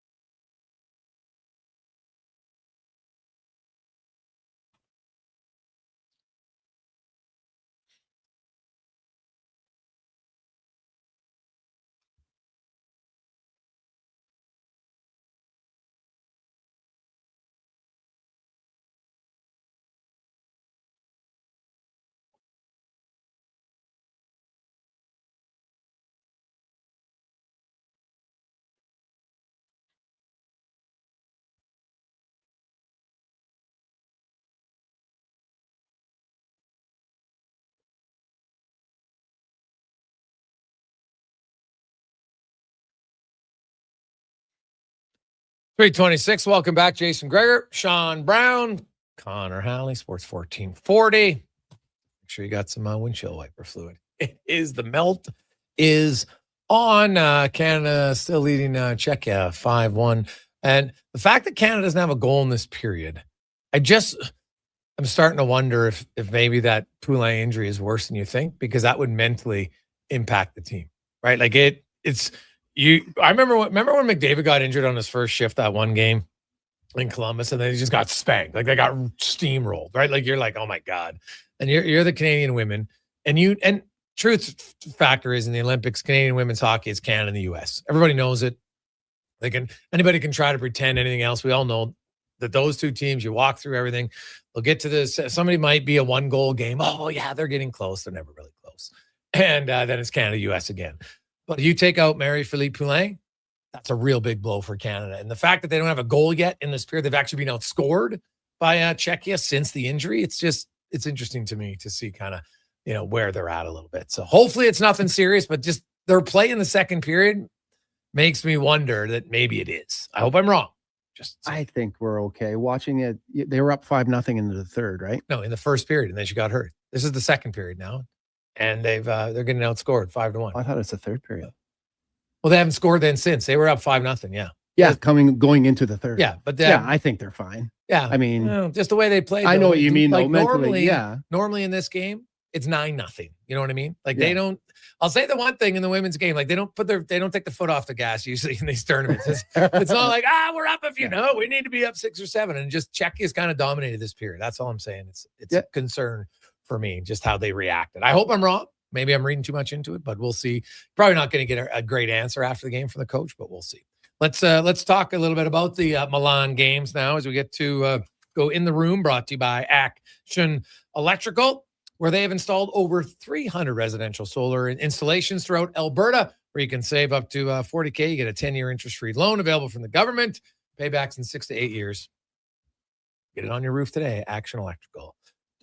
Net as Ben Steiner from Sports Illustrated joins us. And Ben, the Olympics are obviously an amazing event. This year a little bit different because they're spread out maybe more than we've seen in the past. I think once the events get going, I don't think that matters that much. But early on for the first few days, has there been a story that really stood out to you? Well, good to be on with you guys. An exciting time with the Olympics. It's the Olympics we've become used to over the last 12 years to start off with focus on all the sports. And I think very quickly it's going to become the men's hockey tournament and the rest of the Olympics as well. And of course, excitement around the women's hockey tournament, considering the participation of PWHL players this time. A lot of them on this Czechia team that is giving a bit of a push to Team Canada as well after that Marie-Philippe Poulin injury. But in terms of the story of the game so far, I think it has to be partially on the success of the Italian team so far. They've won the most medals at the games through 3 days. They won a gold medal on the first day of the games, a fantastic start for the host nation, and host nations tend to do well when it comes to the Winter Olympics in particular. And then I think the story that's defined these games so far has to be Lindsey Vonn. She returned at 41 years old to get back to the start gate at the Olympics. She was dominant throughout the World Cup season, the best downhiller in the world, even though she spent 8 years out of the sport, came back and 13 seconds into her first run, just was a little bit too aggressive, got caught up in a gate and ended up crashing and ended up having surgery. She said that she has no regrets, like dare in life. She was daring. She might want to get back, but I don't see her ski racing again. No, and that was very unfortunate. She hit the gate with her hand. I don't think that her knee was the reason why. She was just obviously going for it. And, you're trying to every millisecond, the closer you are to the gate, that can cut off some time. And, unfortunately for her, she crashed pretty hard. And, everybody heard the screams. It definitely didn't look great. I look at Canada and, I'm watching the replay again of the Poulin injury. They're showing it here. It's not good. Like I really hope she comes back, but it didn't look great. The Canada 2 medals early on. There's 18 countries that have medals. There's only 7 countries that have more than 2 medals. So it might seem like it's slow because there's only 2 bronze. But when you look at Canada and where they're at, it's not a huge surprise. It wasn't like there's been tons of favorites that haven't made the podium yet. But are there certain events that you look at, Ben, and say, okay, these are the ones where I know lock is probably too harsh of a word because there's no guarantee in the Olympics that you win. But are there certain athletes that this week you say, okay, I'm really focusing in on them for Canada? Yeah, for sure. And I think that the athletes that haven't ended up on the podium yet are ones where you looked at it and you were like, they have a shot. I think of Jack Crawford and Cam Alexander, the men's downhill. On their day, they can compete with the best, but it just wasn't their day and they weren't able to land on the podium in that one. But when you look ahead to this week, we get going with short track speed skating tomorrow. And a name that you will know by the end of this week is Will Dongenou. He said he was born for the Olympic Games and born for a stage like this. He's won back-to-back Crystal Globes, which goes to the best athlete in the overall standings when it comes to the World Cup circuit, which these athletes compete on. And he's been, leaps and bounds in front of the rest. So I think Will Dongenou probably looking at gold medals in the 500 and the 1,000. And then I think you can also look at Mikhail Kingsbury. This is his 4th Olympics. He has a gold medal and 2 silvers. He has 100 World Cup wins to his name. Absolute legend. He has his whole family there now as well. And he has a chance to win 2 gold medals. So that's an extra gold medal that he wouldn't have had a chance at before because they've introduced a dual moguls event to go along with the individual. Yeah, can you explain that? The dual moguls, because I love any of the skiing events, man. Like even the skiathlon I watched, I was blown away by it, and just because cross country skiing is so damn hard for an average human. But what do you make of the dual moguls? The dual moguls is a fun event. I'm glad they brought this into the Olympics, and they continue to modernize a lot of these head-to-head events at the Olympics because it's just so exciting to watch two athletes going literally head-to-head. So it's two athletes going down the course at the exact same time, and they are both judged in terms of their time and in terms of their style points. And so it's a bracket. They advance through the bracket, and then you have the gold medal skiing matchup to do ski moguls, and that will be pretty exciting, especially if it's Mikael Kingsbury in that final. The Olympics themselves, there hasn't been any, like, obviously Lindsey Vonn was a terrible story early on as far as the outcome, but also it's kind of weird because it was inspiring at the same time. The fact that she was even willing to want to go down the hill with a ruptured ACL was kind of mind-blowing to me. But you look at Canada in the, like, curling is a sport where Canadians take a lot of pride and think we should be really good. And, not a great result for the mixed curling team. And I know it was a deep pool, but it kind of surprised that at the end of it, they really weren't that close to being competitive. They weren't that close, and it was a heartbreaking end for Jocelyn Peterman and Brett Gallant. They have been preparing for over a year, knowing that they were going to represent Canada, and that was an adjustment by Curling Canada after the disappointment in mixed doubles at the Beijing 2022 Olympics as well. But I wouldn't necessarily be sounding the alarm bells for Canada at the Olympics in curling just yet. There's two very strong rinks that they're sending in the men's and women's competitions. Team Homan has been, by far the best team in Canada over the last little while. Carrie Anderson led her team to win the Scotties, but Homan wasn't there just because Homan didn't see that as appropriate preparation in terms of where she's at for these Olympics. So I think for Homan, it's gold or bust. And I think for Canadian curling and women's curling, it's gold or bust. You can't quite say the same considering where Team Brad Jacobs is entering in the men's competition. He is by far the best Canadian curler at this moment. He's going back to the Olympics. He's stood on the podium at the Olympics before, and he has a lot of athletes that have a ton of experience, including Mark Kennedy, going to be the oldest athlete on this Canadian 206 athlete delegation at 44 years old. But for him, I think you're looking at a podium spot. And if it's not a podium spot, then we can start to panic. But when you look at what Team GB brings into these games, and even what the US and Italy are bringing into these games, and Nick Edin with Sweden as well, he hasn't been in top form. So Brad Jacobs a little bit of a test, but Rachel Homan, it's gold or bust in the women's competition. Oh yeah, no, and she's been dominant. Like her team has dominated for multiple years. She's the best curler this country has to offer at the moment, and if she had gone to the Scotties, she might not have lost a game. So I've been watching on TV, and obviously you have too, and some of the technology I think has done a great job of kind of just keeping you engaged as a fan, whether it's the drone or I guess, in figure skating, they got the jump map. But how's your experience watching it at home?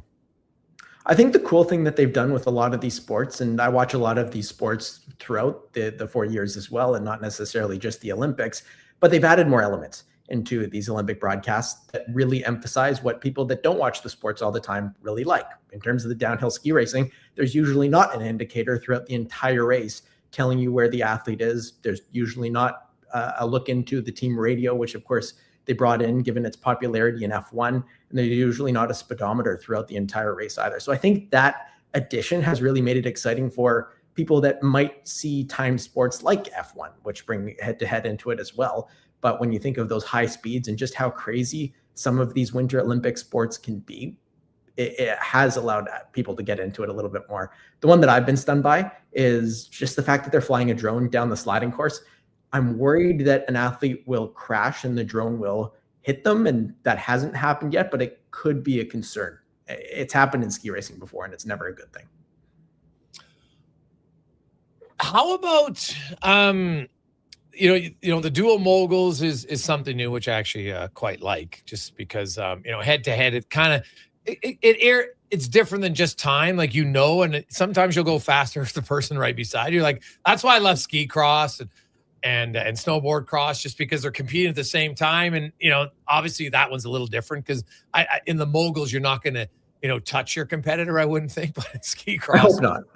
yeah, exactly. If you do, then you probably you've gone off track. But when we get into the to the speed skating and the short track, to the long track, obviously is very competitive. But Canada, when it first came out, like when short track was there, Canada really dominated. We're still one of the better nations, but when you look at our short track team this year, Ben, like, what's your expectations overall of them and how many medals maybe they could come away with? I think you can look at all the relays. Donjanu is, he's the best in the world right now, and he could really lead this Canadian team through the relays, through his individual events as well. So he's going to be the name to watch.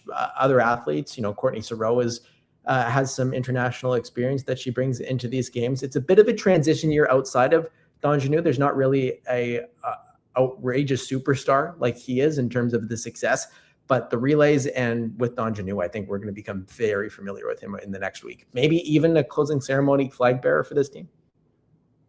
Ooh, what's your expectations for hockey? It's a good question. Men's hockey, it's gold or bust. I don't think anybody in this country is satisfied if the Canadian team doesn't win gold. You can look at their forwards and say they're probably favored to win gold.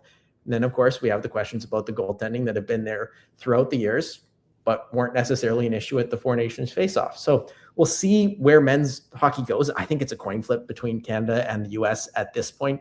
Maybe a team like Sweden can surprise a little bit, but with the way, Elias Pettersson's going to be playing a high role for them, and he has been performing with the Canucks. Sure, like Leon Draisaitl's going to captain Germany. They'll be fine. They're not pushing Canada or the U.S. So it's Canada or the U.S. in men's hockey, and that will take over the second week of the Olympics here.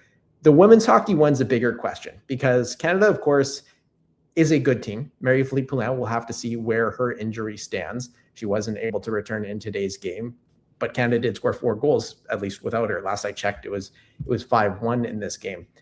The U.S. is leaps and bounds in front of Canada, though. They dominated them. They scored double digits against them in the rivalry series. So it's USA, Canada, but Czechia could push. We've seen that today.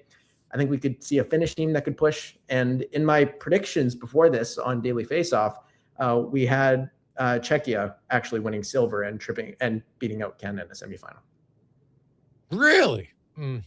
Yeah, well, that would be a major upset. Anything's possible. I could see, obviously, I guess they would meet in the semis for that, and the U.S. would obviously finish first, which I think most people are expecting in the round robin, the way it's gone. But if Poulin is out, that definitely, psychologically, I think that hurts for Canada. I know that they score, but for them to go 40 minutes and get outscored by Czechia, I just wonder when teams lose their best player, sometimes you go in the dressing room, all of a sudden you're like, oh my God, you start to hear what people are talking about, and it can impact you. Especially if it's something serious. We've seen that in team sports all the time. Like, it's hard. You can't just pretend you're a robot and then it's not going to affect you mentally. Because they're second and third period, and I know they were leading, but you've seen them lead before, and then they just go for the juggler and they take a 5-0 lead, and suddenly it's 8-0 or 9-0, right? Like that's to me just the one concern I have is if Poulin's out, like Canada struggled with her against the U.S. Like we saw him here in Edmonton, and the U.S. team was just way quicker than Canada. That to me is the one surprising part about when they met in the, I guess we want to call it the regular season or the lead up to the Olympics. They were just way quicker than Canada, and we haven't seen that before. We haven't seen that before, but that's also how head coach Troy Ryan and general manager Gina Kingsbury have built this team and have similarly built the Toronto Septors in the PWHL, who have had some of these same issues where they lose a key player and they can't produce any offense. So I think Troy Ryan is actually coaching for his job a little bit with this Canadian team. It has to be gold or bust. This is his second Olympics. He's been to 5 world championships with this team, but it creates a bit of a complicated picture because Kingsbury is also the general manager of the Toronto Septors. So there wasn't going to be a firing before the Olympics, and the Septors have struggled, and there's been questions about Troy Ryan and the Toronto Septors. So that whole link between the Septors and the PWHL and Hockey Canada is probably keeping these two people in their jobs for now. A gold medal changes that. They would probably stay in that role if they both win gold medals with this team. But if they don't, I think we could see some changes in the women's program. So I'm kind of curious to see how the reffing is going to play out. Obviously, Canada has a few players that play on the edge, Wilson and Sam Bennett.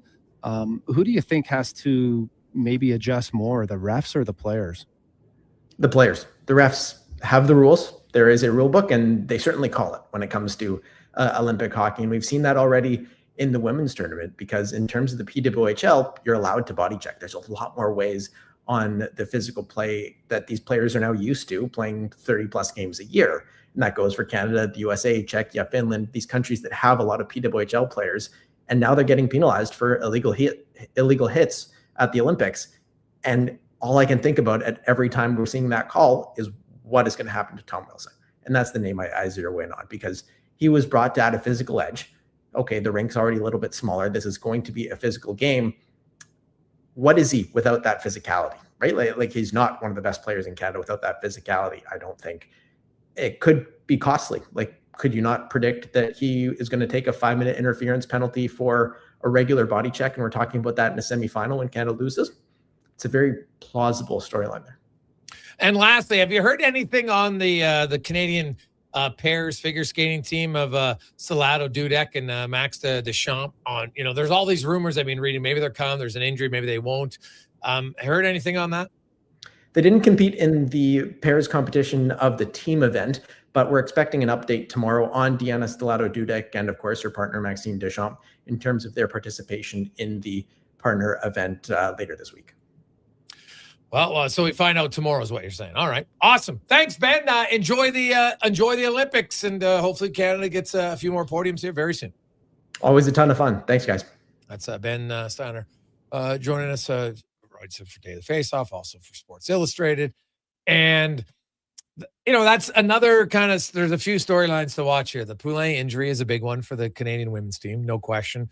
The pairs, how healthy are they?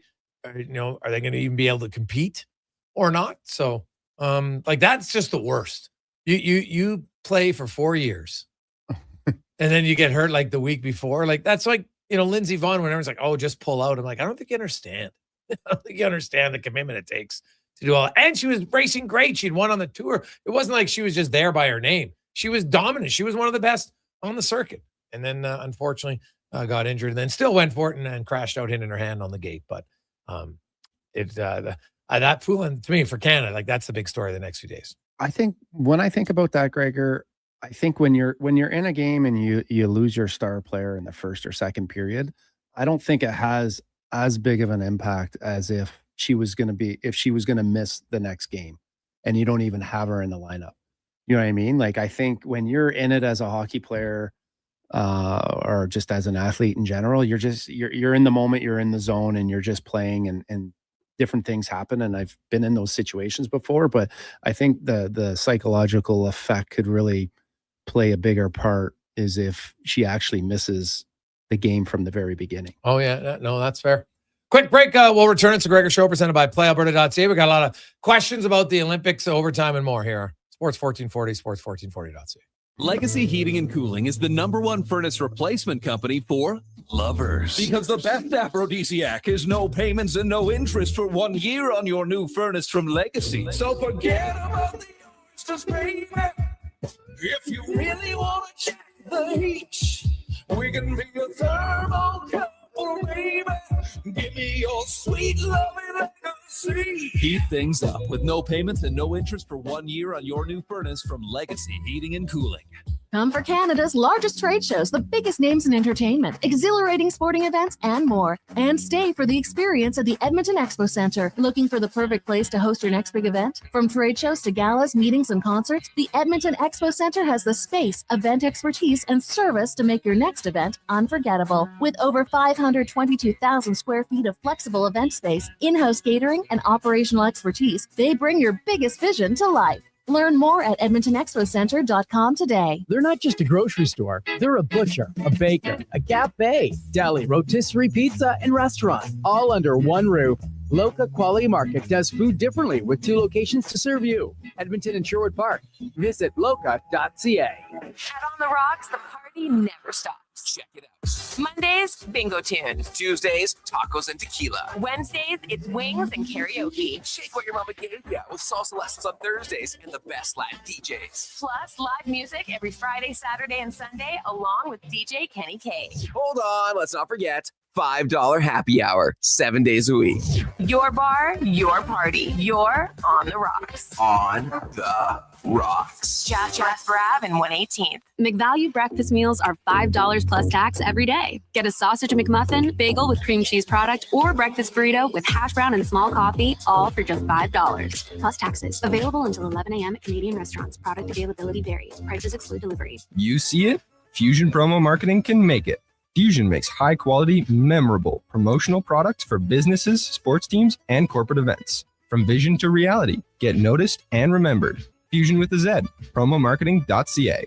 Invest for today and tomorrow. Vision Credit Union makes it simple with 2 RRSP options to fit your goals. Choose a secure term deposit RRSP with guaranteed returns or a mutual fund RRSP offering higher growth potential with exciting opportunities. With an RRSP, you'll save on your income tax, grow your investments tax-free, and get closer to your dreams. Whether it's retirement or your first home, the deadline to qualify for 2025 tax deductions is March 2nd. Learn more at visioncu.ca.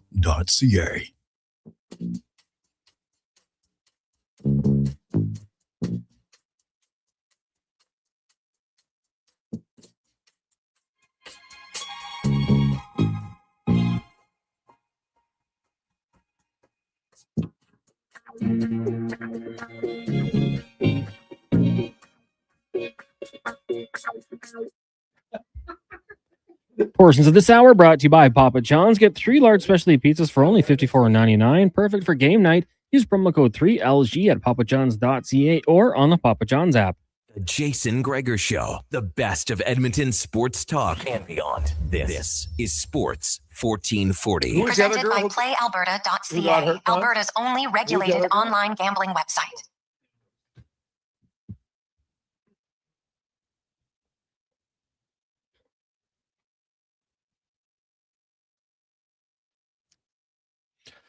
$349. Jason Gregor, Sean Brown, Connor Halley with you. I should mention also Erin Ambrose left that game with an injury. She kind of fell awkwardly.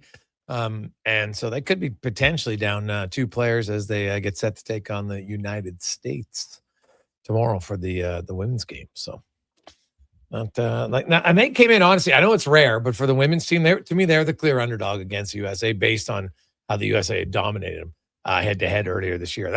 We'd never seen that before in the history of these two teams, where one side clearly dominated and won by such a large margin in every game. So it's kind of where the U.S. I know now, I don't claim to be a big expert on the women's team and I don't watch them that often, but the game I watched here, the 2 games in Edmonton, I was surprised at just how much quicker the U.S. was. And I talked to people who covered, they're like, oh yeah. And they were already talking about how they didn't love the selection choices for Team Canada, that they maybe went with a few too many veterans who were a little bit slower at this stage of their career. So, and hey, if that sounds familiar, say hello 2006 in the men's team, because that's what happened then. Right? There's always a chance, though. Not always the best team wins in a 1-game playoff, right? So once you're in. You never know, like right? The goalie gets hot. Yeah, a couple bad calls, couple breaks. Things can change. Yeah, it's true. But you look at Canada does have a lot of players who are in their 30s on this team, and not a ton of youngsters on the squad. I think one of the Kale Osborne, she's 23 or 24. I think she's turning 24 here right away. And other than that, she might be the youngest player on the team. So they didn't, and hey, I know it's a competitive team, right? But you got Macklin Celebrini on the men's team, right? You got somebody young. I was a little surprised there was no one under I think she's the youngest, and she's turning 24. I didn't realize in the PWHL that they allow hitting. Well, no, they don't allow hitting. They allow contact. You can't along the boards, yes, but you can't Brian Marchman or Scott Stevens, someone in the middle of the ice. So you're allowed on the boards, rubbing out is definitely allowed, but they don't allow the big open ice hits. Because I'm watching this check game here, and I'm like, okay, that looks like a penalty. That's not a penalty. The play that Philippe Poulin got hurt on wasn't a penalty, right? Because that's contact up against the boards. But it is, Yeah, like it's I think it's misleading to say that there's no body checking in the women's game. I think that's misleading. But it's confusing because you kind of have to describe there is body checking really against the boards. Like you watch a lot of the games, they're like, well, geez, if you're not allowed body checking, why the hell is it? Because you are allowed kind of in certain areas. It's like a weird so if thing. your toes are going almost in the same direction and you're rubbing out. Yes. Yeah. You're allowed that. Okay. Yeah. They don't want the big, run into it like straight on, crush someone hits. So how much does this play into the men's, do you think? What do you mean? The reffing.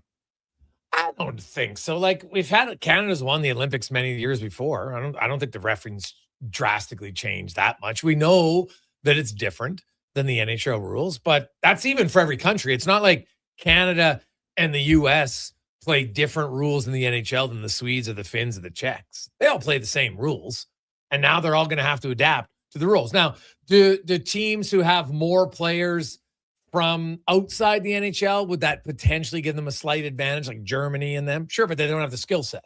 So it's 6 of one, half dozen the other. I never like thinking referees are going to be the factor in a game. So I don't even really, for me personally, I don't really worry about it. Like we had an official came up to us. He was reffing his first game at U13 Tier 1. And he goes, hey, guys, just so you know, it's my first game at Tier 1. I'm like, yeah, no problem. But that's, you know what, honestly, it's like, okay. So, and I'm like, it's a young guy anyway. I said, hey, man, have any problems? We'll talk. It's all good. Right.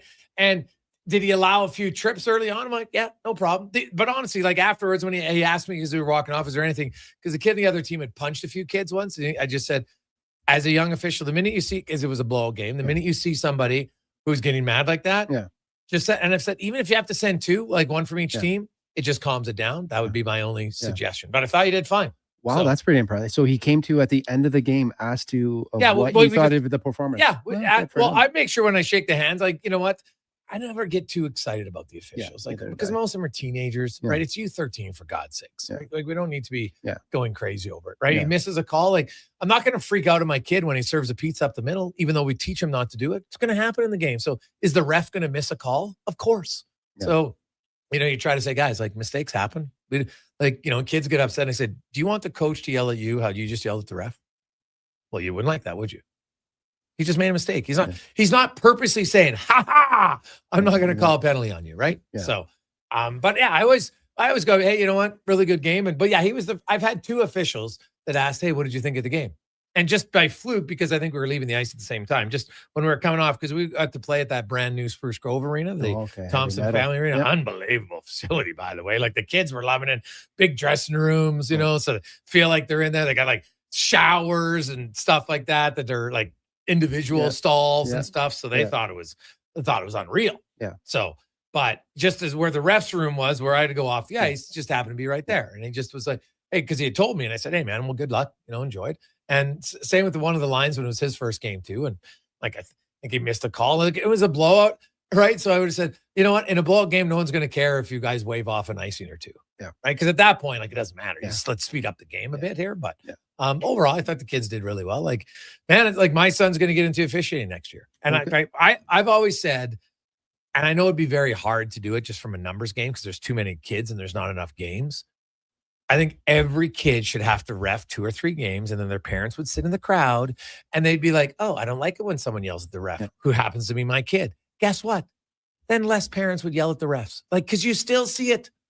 You got 13, 14-year-old officials at U11 and parents are freaking out.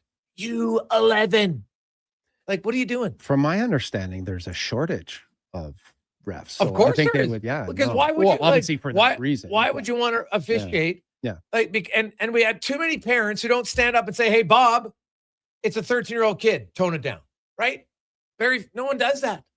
Yeah. Right? Like, you need more people somebody overreacts once, just, hey, he's a 13-year-old, 14. I don't care how old they are. Like, what are you doing? He missed a call. Like, big deal. Big deal. Yeah.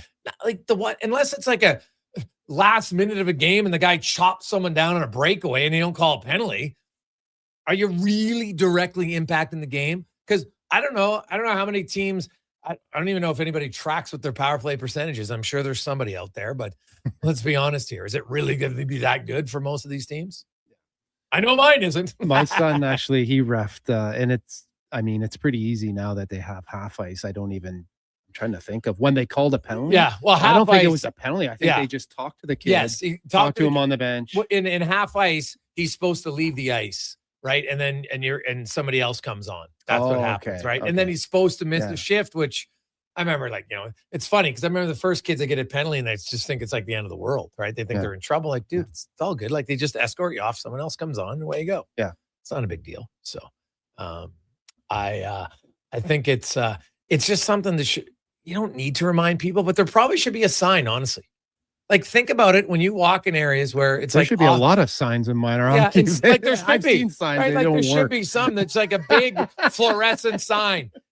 Don't yell at the refs. Yeah. They make mistakes. How about just don't yell anything negative? Well, how about that? Well, that helps too, man. Yeah, like that's true. You know what? We actually this year, our coaching staff, we made a contract for the parents and the kids to sign about certain levels, and the one was like, we don't yell at the refs, right? And that was the one. And you know what? My parent group's unreal. We've had no issues in the crowd. But do we not? We sign that as parents. I remember signing That's that what I'm kids. saying. No, but just every association has that. I think for all their parents and all their, there's a code of conduct. That's But it's not just hockey. I want to point it out. I've been to soccer games. I've watched, like, there's lunatics who just can't control their emotion when something goes wrong for their team, right? And especially when somehow their little Johnny or their little Jill gets hit, and it's just like Mama Bear, Dad Bear, and they're going, I'm like, you know what? Guess what? If you put your kids into contact sports, there's going to be contact. Sometimes it's inadvertent. Sometimes it isn't, right? And the vast majority of it evens out over time, right? Obviously there's some very unfortunate plays, right? It can be dangerous when you get into U18. Like, there's contact, and you know what? Kids are going to get hit in awkward positions. It sucks, but that's not the ref's fault, right? And even, like, unless you have a kid who you've played one team all year and there's some kid who's just out there running around cheap shotting, then to me, I don't think you have great coaching. Because I think the coaches should sit him down and say, hey, buddy, that's not how the job is to separate the guy from the puck. The job isn't to run his head into the boards, right? And I think at times you got to, like, I think the best thing they did was take contact out of the lower tiers. Really? Yes, because some of the lower tiers were the worst. Go play men's league. I've just seen some people in general, like you said. I mean, I've seen coaches that encourage that. I think hitting is obviously a part of the game. And, you can rub them out, and you can, but to go headhunting, but that's my point. In the lower tiers, Brownie, but like, look at men's league. When you had like tier 1, 2, 3 of men's league, right? Lots of guys played at maybe a junior level or AAA or whatever. And you have rubbing contact, no one gets mad. When you get into the lower levels, I found that's when it was way worse. Guys are freaking out. They're swinging. Somebody touches them. And I'm like, dude, they didn't even hit you. Yeah. And you're losing your marbles. So it's like they can't take it. I don't get it. And I remember when I was helping out coaching. Well, Jesus, a long time ago. I was 26 or 7. And I remember and it was not a high level, like it was helping out one of the bosses. He was helping out his kid. He didn't really know. Hey, can you come and help out? Yeah, sure. So it's just, and I remember going to these games. I can't remember what tier it was, like 3 or 4. And it was contact. Might even be 4 or 5. And there's lots of kids who don't have great skill, but they're just like, and their coach is cheering on big hits like they just scored a goal. And I'm like, what are you doing? You're just creating like Thunderdome. That's not what it's supposed to be. But I think, Gregor, if you add it when they're younger, it's a skill no different than crossing over, skate. Like all the skills that you're teaching as a coach, tactically or individually, is hitting is the same thing. I mean, I think we got it wrong as far as putting them in a week camp before tryouts and being like, here, you got it now. You got it all figured out. I think that if you bring it in at a younger age and you teach, the angling and going through the hands and toes going, hitting where your toes are going the right way, you're going to have less injuries because you're teaching the skill. They're getting an understanding of where they are in relation to the ice and where the danger areas are. I think we're missing it by just thinking that it's going to be a 1 week, 2 week, or even a month. We just don't spend enough time on it. Is my thinking. Yeah, that's probably fair. But I don't know, we'd have to talk to parents at U15. Are you seeing a rash of crazy cheap shots? So does it matter? Like what? Well, if I mean, we're not. yeah. So do we need it at U13 then? But even at a young age, I mean, what I find too is that some of the lower tiers, you might have a low tier kid just because of where he's at his skill set, but then you might have a a pretty skilled hockey player that just chose to not play at a higher level. But now and he's licking his lips. But now they play non-contact with that. Yeah. Right. So you can either choose to play contact. Now you have the choice. You can play contact or you play non-contact. So, because there's lots of kids like, hey, I don't think I'm a good player, but I'm not going to go to junior. I'm not going to go to university. So I don't want to play contact. I don't have a problem with that. Yeah. Right. But now if you sign up for contact, you have to understand that means there's a chance that you might have your head down once and you're going to get hammered. That's just part of it. So don't complain after the fact. And just because your head's down doesn't mean it's a cheap shot. Not always. So the one thing I've noticed is kids have their head down a lot. And so I really focus on in drills and practice. We do lots of drills with head up all the time. Like, get your head up, right? It's not, can you do the stick handlings? Can you do it with your head up? Oh, absolutely. Yeah. If your head's up, A, you can make more plays, but B, you can protect yourself better when you get to the contact level. Yeah. And you know what that goes, I think, along the lines of, some of the drills, as a coach, you don't need a lot of drills, right? The drills, you can have drills that you can build on, but you can have drills that, honestly, the less they're thinking of the pattern and the more they're efficient on working on the skill in the drill, whether it's a crossover. And as you get good at it, then maybe add a coach that has his fingers up and the player has to count his digits so that you're doing the same pattern, the same drill, but your eyes are up. And, I find working with coaches, that's kind of, a sticking point on some coaches because they feel, I need drills. It's like, no, you need about 10 drills, 10 good drills, and you should be good. Yeah, very true. Brownie, have yourself a good one. We will have lots to discuss next week on the show. Awesome. There you go. That's Sean Brown. Let's get to the Con Man and a Sports 1440 update brought to you by Fountain Tire. You can meet all your car needs and more with their digital vehicle report. They just don't tell you what your car needs. They show you. Book your appointment today, fountaintire.com. The Sports 1440 update.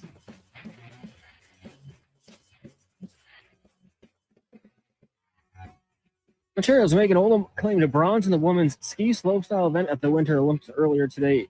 In Italy, the 24-year-old skier suffered a crash in her second run, but came back with a score of 76.46 in her third run, giving Canada's 2 medals pro so far. Bronze on the ice. Canada's women knocked off Czechia 5-1. It was costly, though. In the win, they lost captain Marie-Philippe Blanc in the first period. Also, Erin Ambrose in the third. Next up for Canada will be the United States tomorrow, just after noon. In the association tonight, you got the Lakers hosting the Thunder, Grizz take on the Warriors, Nuggets battle the Cavs, Bucks in Orlando, Heat hosting the Jazz, Pistons in Charlotte, and the Nets taking on the Bulls. Coming up in Hour 3 of the Jason Gregor Show, we'll hear Campaign's 2-minute warning, ask 5 questions, and recap the Super Bowl with TSN's Farhan Lalji. I'm Connor Halley. This has been a Sports 1440 update. Sports 1440, Stingray Radio Station. CKJR broadcasts from West Edmonton Mall and Wetaskiwin. Download the free Stingray music app and listen wherever you go. Ooh, girl, the way you touch that thermostat, it really turns me on. Like a heat exchanger, sensual phenomenon. Want to play your favorite song when we turn the heat on like a legacy of love. Legacy Heating and Cooling keeps your Valentine sizzling hot. You can afford to shower your Valentine with affection because Legacy offers no payments and no interest for 1 year on your new furnace. And that's how you build your legacy of love. Legacy Heating and Cooling. Roses are red, violets are blue. A pizza my heart will certainly do.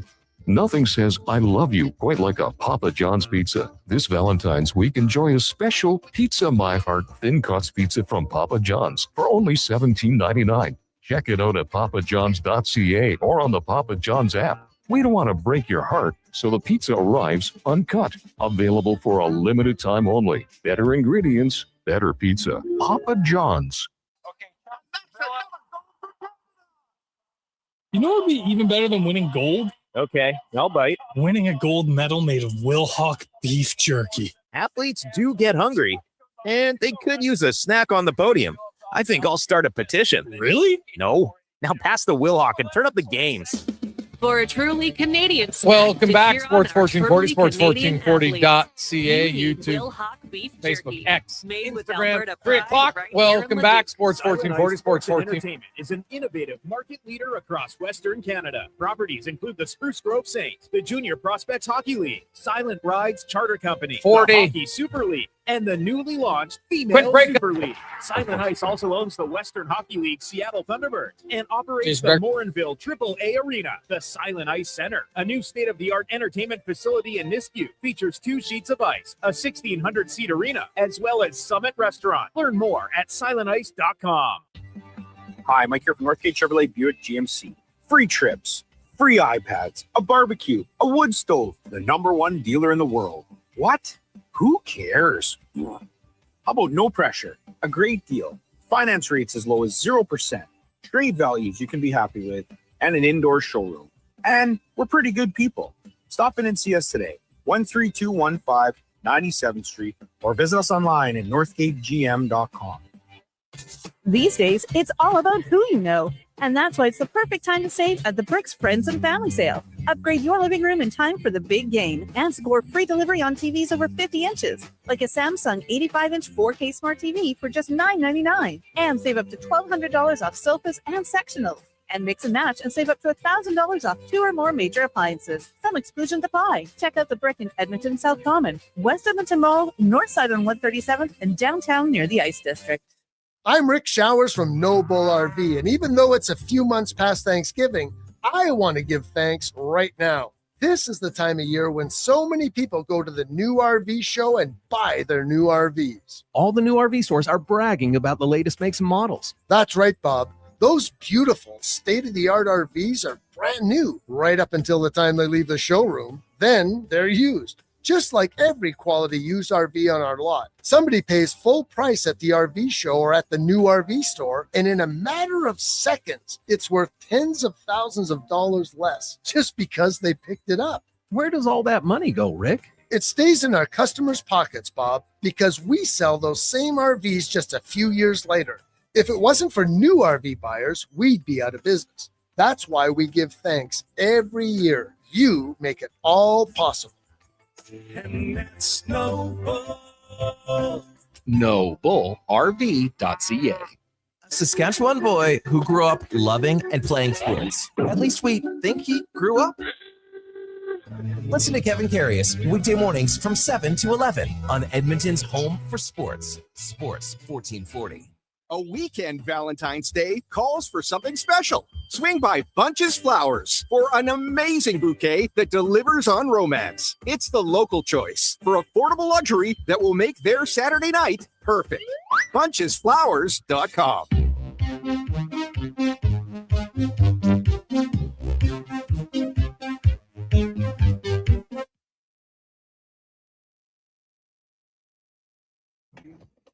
Portions of this hour brought to you by Leading Edge Physio, from weekend warriors to professional athletes, kids playing soccer to grandparents in the garden, rotator cuff tears and tendonitis to post-surgical knees and hips. We fix your body. Life shouldn't hurt. LeadingEdgePhysio.com. This is Sports 1440, where Edmonton talks sports. On YouTube, Facebook, and X. Here's Jason Gregor. Brought to you by PlayAlberta.ca.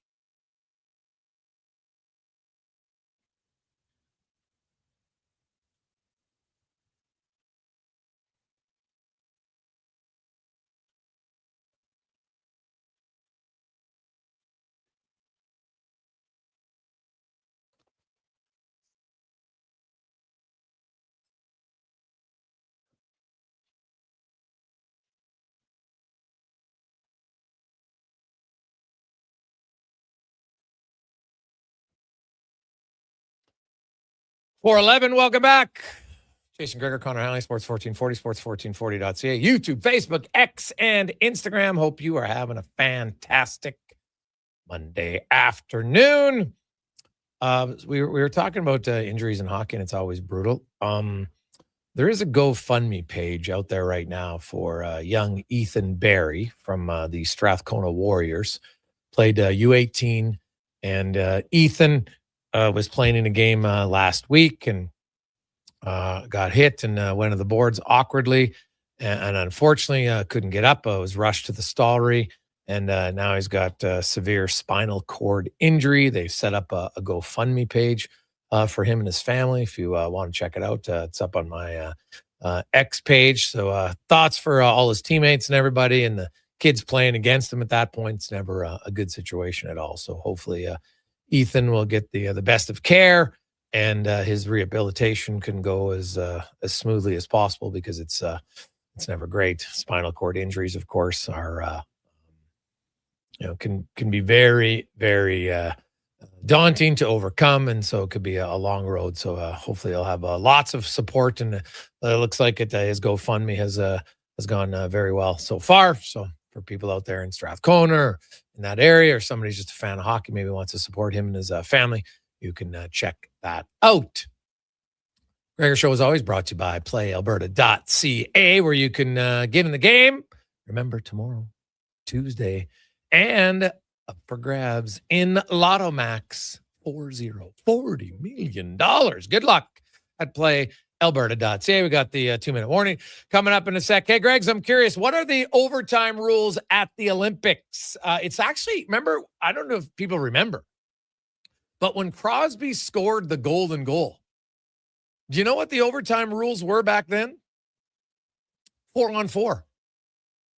And it will be 3-on-3 this time around. So you got McDavid, you got McKinnon. Ooh, I wouldn't mind seeing a shift with those two on the ice. Sorry, Oiler fans are spoiled. You see Draisaitl and McDavid and Bouchard. Like, that is, you'd be hard-pressed to find a much better 3-on-3 in the NHL. There's some other teams that are close for sure. But, in the Olympics, you're probably going to have a McKinnon, McDavid, Makar combination, possibly. You throw in after that, geez, I don't know who you're going to put on the ice. You got a lot of options, right? Sidney Crosby could be out there. Mitch Marner. Thomas Harley can really move on the back end. So they'll have lots of options, no question. But it will be 3-on-3 in case you ever get to a game in the Olympics for overtime. So that is the one thing that's different from 2010. Hi, Greg's. Toronto Minor Hockey did a study that they took out hitting in U13. Emergency visits went down 80%. Yeah. Well, that's why I agree that I'm not sold that you need contact at a younger age. I do believe that you should allow and differentiate between body contact and body checking. Body contact is allowed even at U13. I think a lot of people don't understand the difference, right? You're allowed to rub someone out, right? That's contact where, you rub, you kind of put your rear end onto their hands, you take the puck away you go. That's allowed, right? Body checking, very different. And so you can, I think, teach your players to have body contact legally that won't be called. Now, of course, every ref is going to have a different interpretation of a certain play. Just like every coach will have a different interpretation. Every player has a different interpretation of what they see and what they think they're seeing at that moment. But and even when you get to U15, right, if your kids are playing tier 4, tier 5, tier 6, I get why they don't need body checking. I can understand it. And even there's kids now who play tier 1 that have no contact. They're a pretty good player. They're just like, you know what? Maybe they're not that big. Maybe they're not that aggressive. They just don't want to play it. Fine. I don't have a problem with it. Lots of good players are like, you know what? I just want to play. I don't want to necessarily worry about it. And away you go. And those who want to, they have the option. It's great. I like it.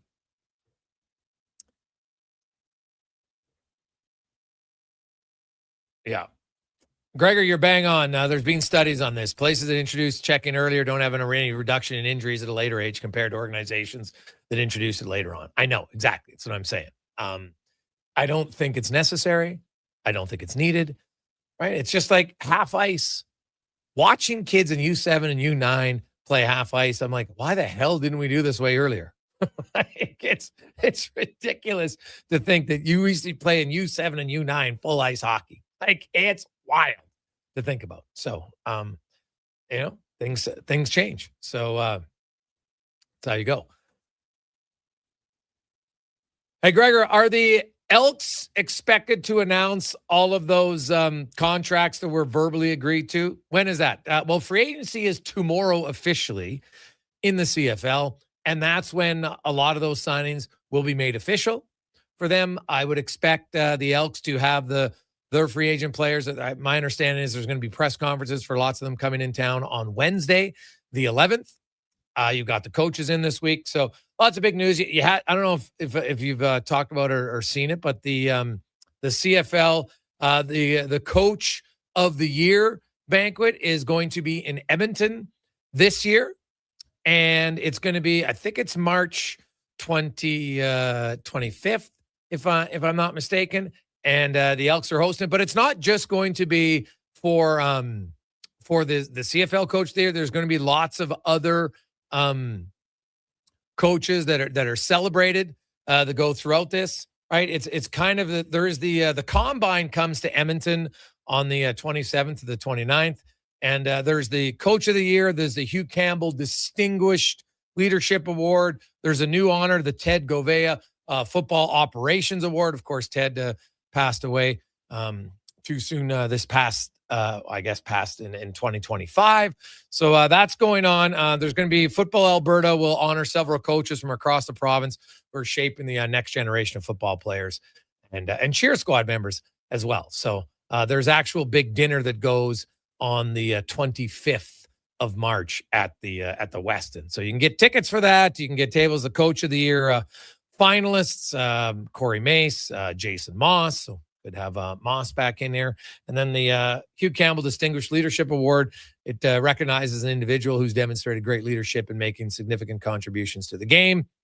And the new Ted Govea Football Operations Award will be done in his honor, and it will recognize a club football operations personnel person who is a outstanding achievement in scouting, player identification, roster building, and leadership. So that's going to be in Edmonton. So there'll be lots of CFL talk with the combine and the Coach of the Year celebration. It's smart to do it in one city. Why would you do it in two different cities?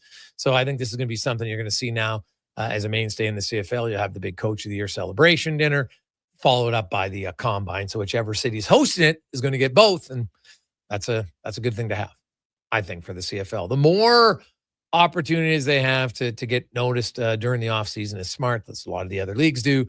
You don't want to go dark for too long. And that's why I think Elks Nation, if you look at the numbers of Elks Nation for CFL fans and what they're doing there with Declan and Eddie Steele and others throughout the offseason, the numbers have been very favorable. I think there's lots of CFL fans who want to have more content year round.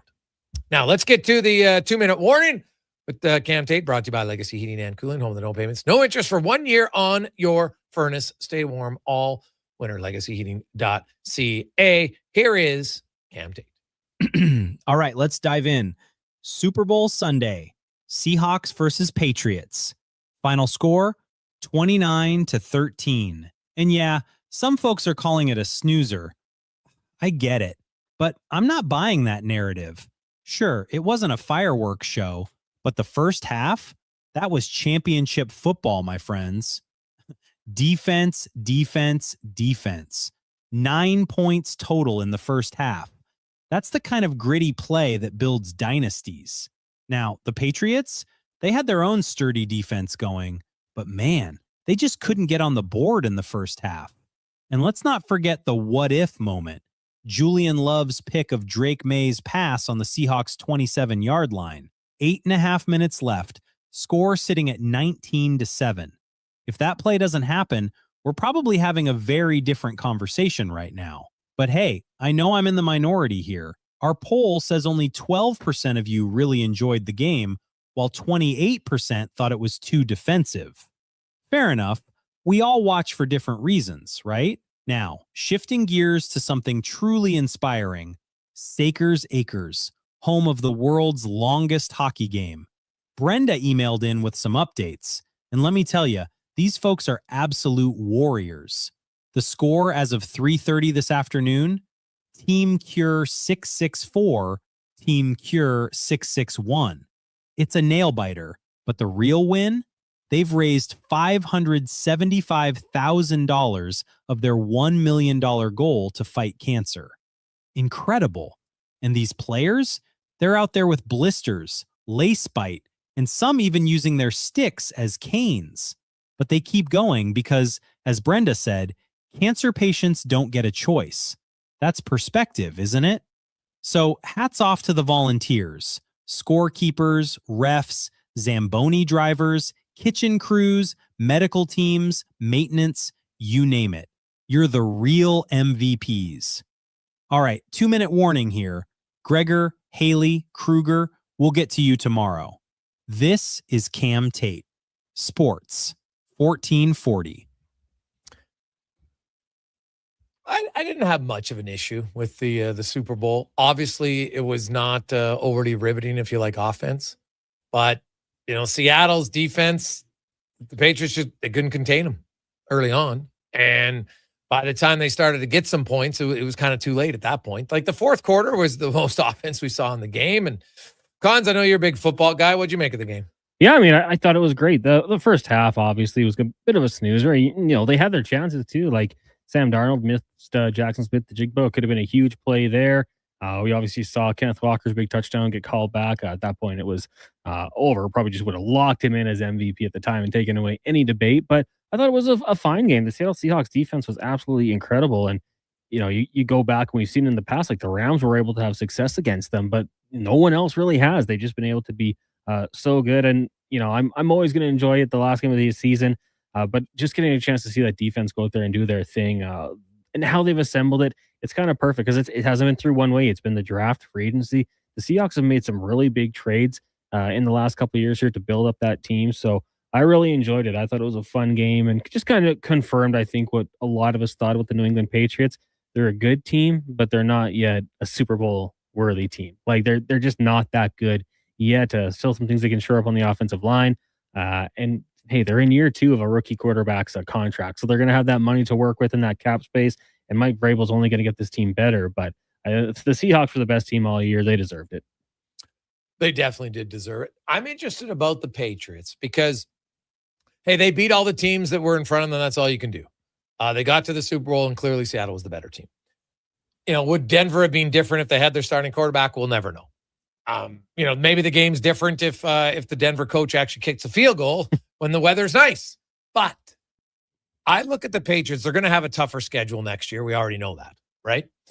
I'll be curious to see how they react. Like the fact that they had 2 rookie offensive linemen, that bodes well to think that, man, we can protect our young quarterback for years with 2 rookies who are only going to get better. Like at times they looked like they got overwhelmed in that game, Cons, and that's going to happen when you go up against the best of the best.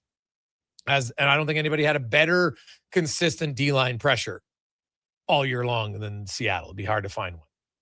But that's good experience for the Patriots. I think to me, the most obvious thing I got from that, if I'm a Patriots fan, they need some better receivers. If they want to compete with the big boys, they need better receivers. Yeah, I would agree with you for sure. And then the guys they had did an admirable job. Matt Collins made a really nice grab. We saw Booty and Diggs throughout the year do a good job, but you can always upgrade at that position for sure. And you're right. I mean, instead of that last place schedule, it's only a couple games, but in that division with the Bills, that could be enough, to fall from first to second. And then all of a sudden having home field advantage, you're playing a wild card round game and you're going on the road. And that makes it a little bit tougher, that task to get into the playoffs. They've got some tough teams. Like they're going to play the AFC West next year. So we know the Chiefs are going to be improved. The Chargers are healthy. They're competitive. The Broncos, I'm sure, are hoping to have a healthy Bo Nix and get some revenge. They get the Bears. They get the Lions. They get the Packers. They get the Vikings. It's going to be a tough schedule. They also, get the Raiders who beat them this year. So I think it's going to be interesting to see what they do, obviously, in the draft. And, I think you have to look at Will Campbell, their left tackle. I mean, he was getting kind of beaten pretty badly in the playoffs when he had to go up against these elite rushers. And that was the knock on him when he was drafted. Like, is the arm length going to be a concern? That's something we talked about on Fantasy Frenzy earlier today already.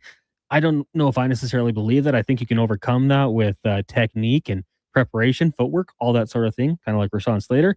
But the discussion is there. If you could add a tackle and maybe kick him inside, would you do it? So, yeah, I think there's some good questions for the Patriots this offseason. But remember, a couple of years ago, they were terrible. They drafted Drake May early on. They drafted Campbell early on.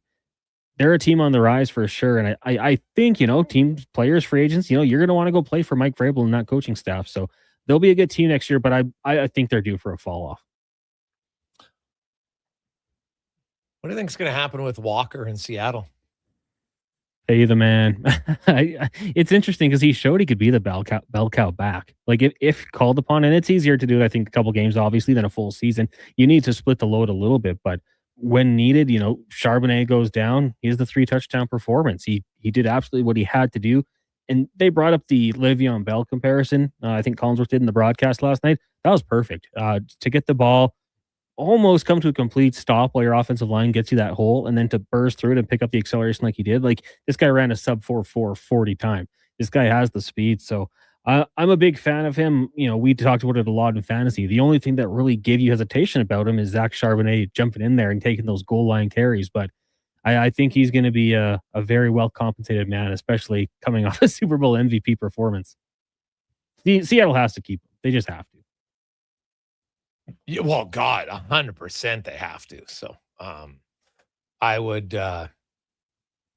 I'll be interesting to see kind of how they do. And if he goes to market, there'll be lots of teams interested, right? A lot of teams with money to spend. Oh, yeah. Big time. We'll come back. Farhan Lalji joins us next on The Gregor Show, presented by PlayAlberta.ca. Roses are red, violets are blue. A pizza my heart will certainly do. Nothing says I love you quite like a Papa John's pizza. This Valentine's week, enjoy a special Pizza My Heart thin crust pizza from Papa John's for only $17.99. Check it out at papajohns.ca or on the Papa John's app. We don't want to break your heart, so the pizza arrives uncut. Available for a limited time only. Better ingredients, better pizza. Papa John's. Need a new ride for road trips, errands, or just life on the go? Go Auto offers a massive selection with over 15,000 new and used vehicles to choose from. With over 70 locations across Western Canada, finding your next ride has never been easier. Whether it's a roomy SUV for the family, a sleek car for the open road, or a rugged truck for your weekend adventures, you'll find it here at a price you'll love. Explore thousands of vehicles today at goauto.ca. Top quality flooring, locally owned, and Canadian products from Beaulieu. Yeah, that's CFI. CFI what? No, CFI, Custom Floors Inc. From free estimate to professional installation, contact Custom Floors Inc. at customfloorsinc.ca.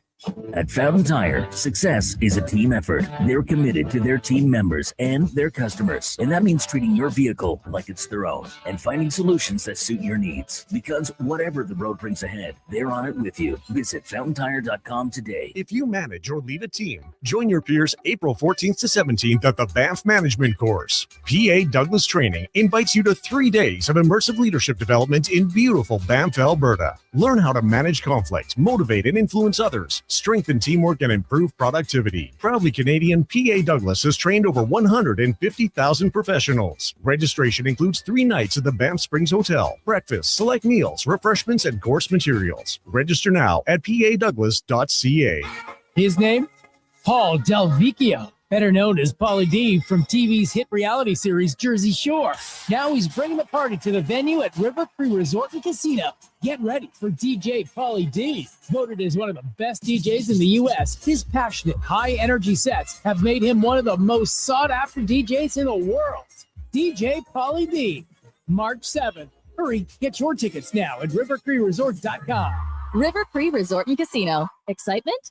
Bet on it. I'm Rick Showers from No Bull RV, and even though it's a few months past Thanksgiving, I want to give thanks right now. This is the time of year when so many people go to the new RV show and buy their new RVs. All the new RV stores are bragging about the latest makes and models. That's right, Bob. Those beautiful state-of-the-art RVs are brand new right up until the time they leave the showroom. Then they're used. Just like every quality used RV on our lot, somebody pays full price at the RV show or at the new RV store, and in a matter of seconds, it's worth tens of thousands of dollars less just because they picked it up. Where does all that money go, Rick? It stays in our customers' pockets, Bob, because we sell those same RVs just a few years later. If it wasn't for new RV buyers, we'd be out of business. That's why we give thanks every year. You make it all possible. and that's Noble. NobleRV.ca.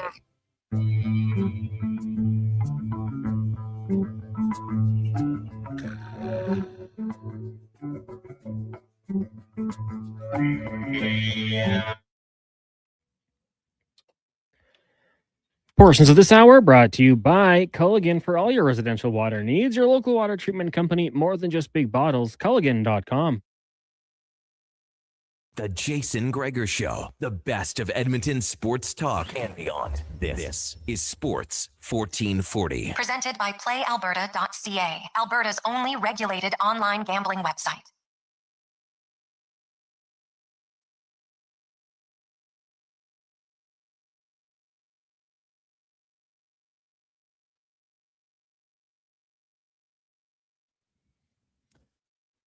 Port 33, welcome back. Jason Gregor, Connor Halley, Sports 1440, sports1440.ca, YouTube, Facebook, X, and Instagram. Looking at there's still no word yet on Poulin's injury and how potentially serious, or maybe it's not serious, so we'll have to see. But she obviously left the game in the first period, did not return. Canada did win 5-1 over Czechia, but they take on the USA tomorrow. It is a meaningful game because if you win that game, then you get yourself a better position in the playoffs. But it's not the do all end all, as most of us think they're going to meet again in the gold medal game. But man, if Poulin is out, that could be brutal. Also, Connor had mentioned about Ambrose also got injured in that game, so it could be a tough one for the Canadian women. If you missed it earlier, Canada did pick up their second medal of the games today, as Megan Oldman took a bronze in the women's free ski slope style event, which is like, I don't know, man. Like, you watch some of these and they make it look easy, like when you're skiing backwards and then they go into the jump and they're spinning around. But you're like, just try to go down the hill backwards. Well, maybe pick a small hill to start. But I know that seems like it's no big deal. And I'm sure it's like anything. Hey, if you can skate forwards and get backwards skating, you feel like, okay, it's no problem. But then you mix in a jump. It's a different thing, and it's pretty entertaining. And so good for Oldman. She was obviously fired up to get on the podium today, as she should have happened earlier today. I want to say around like that was, I don't know, 8 o'clock, 7:45 ish, right? Of course, with the time zone difference. If you're a night owl, you're coming home from the late shift. Boom. Remember, the day starts around midnight, 1 o'clock a.m. is when the activities get going over in Italy for the Olympics. And Canada's first game for the men hockey will be on Thursday at 8:40 Edmonton time. So the gold medal game, if they make it for the men, will be on Sunday, February 22nd. Get up early. 6:10 a.m. Edmonton time on a Sunday. Which now, when Crosby scored the golden goal, was that not a Sunday as well? Connor Halley, if my memory is serving me correct, I thought it was, yeah. Because we went out this Saturday night, me personally, and had a good time, and they just kept it going into the morning. So sounds about right. Made for a tough Monday, if I recall. Oh, yeah. I think there was lots of people who had the day off. You know what? Sorry, I'm thinking about the rushing one, Sochi. But yeah, I think you're all still right about it. Yeah. I think it was. Now I'm looking. Hey, Greggs, when does Canada play the U.S.? They play tomorrow at noon, 12:10 Edmonton time. So maybe you want to go out for lunch. Plan your lunch accordingly. It'll be a 12:10 puck drop. The women tomorrow, Canada versus the U.S. We're going to get to, why don't we do 5 questions now, Cons? Yeah, let's get to 5 questions. Brought to you by The Brick, where, guess what?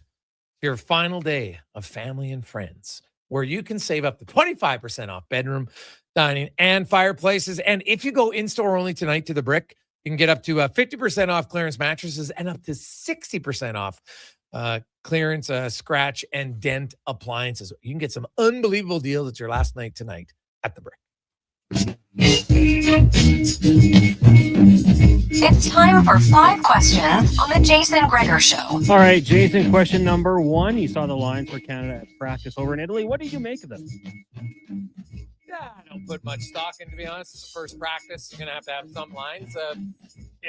We talked about it last week. I thought for sure Celebrini would play with McDavid. That's what I would have done. And I don't mind the Tom Wilson. Now, obviously, how guys perform. Like, look at what their first line was last year and how McDavid's line changed a lot throughout the tournament. I think that's probably what we're going to see here. So it's going to kind of go in a game-by-game situation. Yeah, I mean, you put it out there who you'd like to see on McDavid's wing with Celebrini. I said Tom Wilson. That was my pick there. So for that one, it's interesting.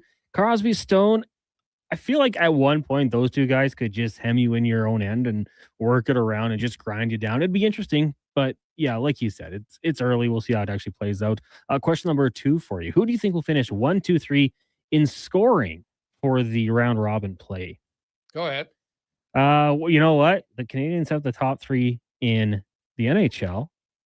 And I think, you look at that group, I think there's a chance for the team to put up some points. The Czechs will be tough. I think Swiss will play them hard. France could be point day. So I'm going to say McDavid 1, McKinnon 2, and Celebrini playing with McDavid 3. So Canada's going to have all top 3 scores? Oh, yeah. Not biased at all.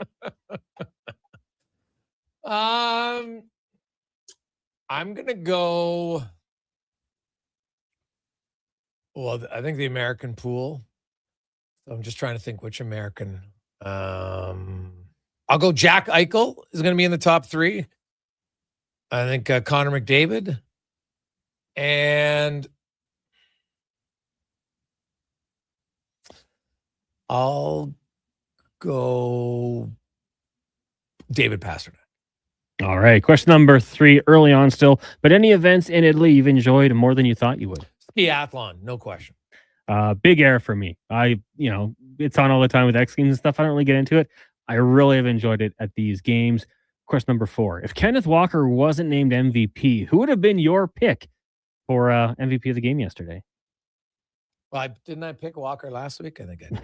But if they didn't select him, was there anyone else you think had an MVP worthy game? Well, I guess you'd have to go with the kicker. Myers went 5 for 5. Now, none of them were overly long. I think his longest one was 41 yards, but it was a Super Bowl record for the most. So I guess if I had to pick someone else, it would have been him.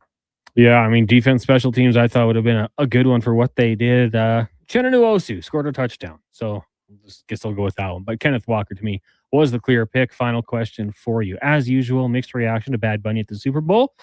But if you had the decision to what you would do next year, it's in Southern California, SoFi Stadium. Who would be hitting the stage for the season finale? Oh, man. Now, I'll be honest. I didn't watch the halftime show because I was recording my daily face-off pod with Merrick. So, and I asked my wife and son what they thought. And I don't get to, I've never gotten like, oh my God, if I don't like it, I just turn it off. Like, I don't have to go on social media and say it sucked or, whatever. I think it's kind of wasted energy, but I saw people are going to like it, and shockingly, not everybody's going to like it. Like, has there ever been a halftime show that everyone liked? Like, you have multiple different generations of viewers, and everybody, and they've done studies on this. The music you loved in your late teens, early adult years that's usually your favorite music for life, because you resonate with some of the greatest memories of your time, right? You don't have as much pressure. It's kind of fun. You got your friends. I get it. So, of course, you're always going to have different ones. What would I do for next year's finale? Oh, God. I like it when they have multiple ones where they collaborate. So I would probably want a collaboration. And I really don't care who the artist is. I'm just going to say that. Like halftime show of things I care about is pretty low, to be honest. Now, if it's a good one, like I still remember The Weeknd. You know what I remember most about The Weeknd was more so when he's looking through the mirror. Like, I thought it was hilarious as he's going through that house. Kind of remind you of a House of Horrors, but it was like a mirror house. That was hilarious, Cons. And there was memes from that. I just thought that was funny. Now, he's a really good singer, right? Lady Gaga's been good. Obviously, I liked it when they had Snoop Dogg.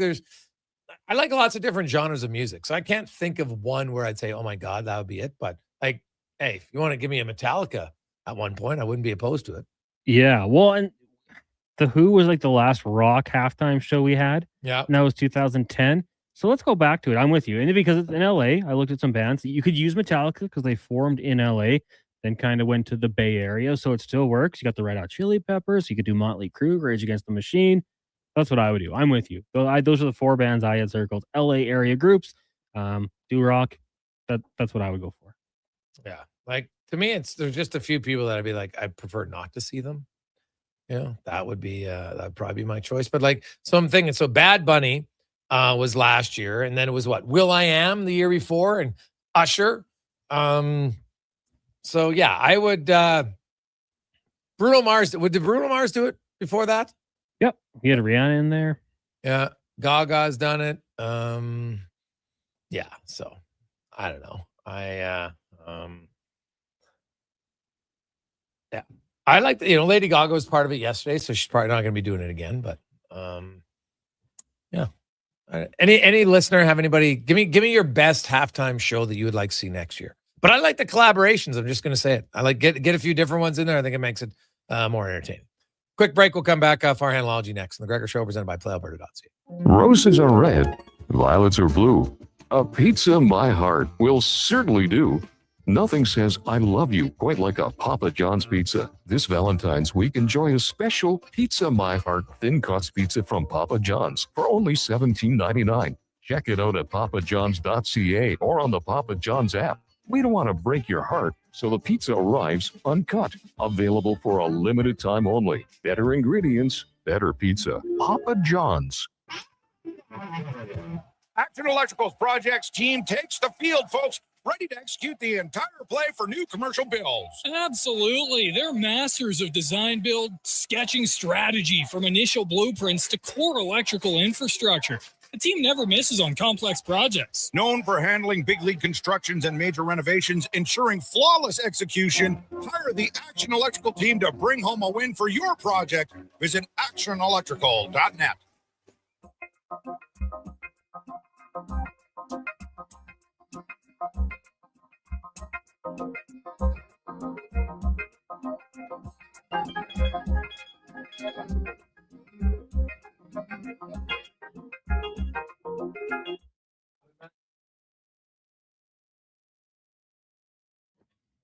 Portions of this hour brought to you by Cantork, made in Canada, made for Canada, where extreme isn't theoretical. Find your solution at cantork.com. This is Sports 1440, where Edmonton talks sports. On YouTube, Facebook, and X. Here's Jason Gregor. Brought to you by PlayAlberta.ca.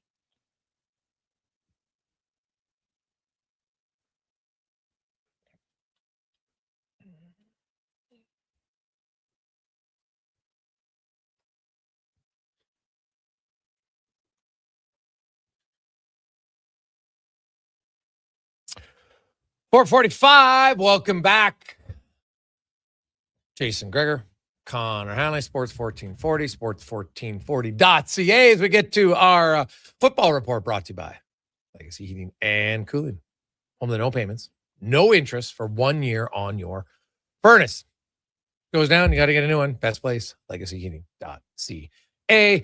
As we wrap up the NFL season, the Seattle Seahawks, for the second time in 11 years, are Super Bowl champions. And it was a dominant performance again yesterday. Maybe not as dominant as the 43-8 win they had in Super Bowl 49, but pretty good as the Patriots didn't have a point through the first 3 quarters. And Con, do you ever play like one of those square games where you get a square, right, with your buddies and everybody puts in $10 or $20, whatever you put in? And, you get and so we have it now. There's so many. It used to be where you just have 10 people and everybody got a number, right? And if it combined, and if you have that number of the final score, whatever, it's 29-31. If you have the 0, you win, right? I had the 0 for the Patriots. The worst. Like what? Because I knew the Patriots weren't winning that game. But then it's 0. You're like, God, this is terrible. So you're watching the game and I was just like, the only thing I was hoping for is if somehow they get out of the quarter tied and then you'd split. Like just the worst square game, I think. Worst number I've ever had. A 0 for the team that I knew had no chance to win. Brutal. And it was pretty much, dominant start to finish. Like the Seattle Seahawks, I saw a stat. They trailed for a grand total of like 1 minute and 40 seconds in the entire playoffs. Like they were dominant, as Farhan Lalji from TSN joins us. And Farhan, start to finish, man, this year, the Seattle Seahawks, they've deserved it. They were clearly the best team in the playoffs and really showed no sign of ever really being in trouble.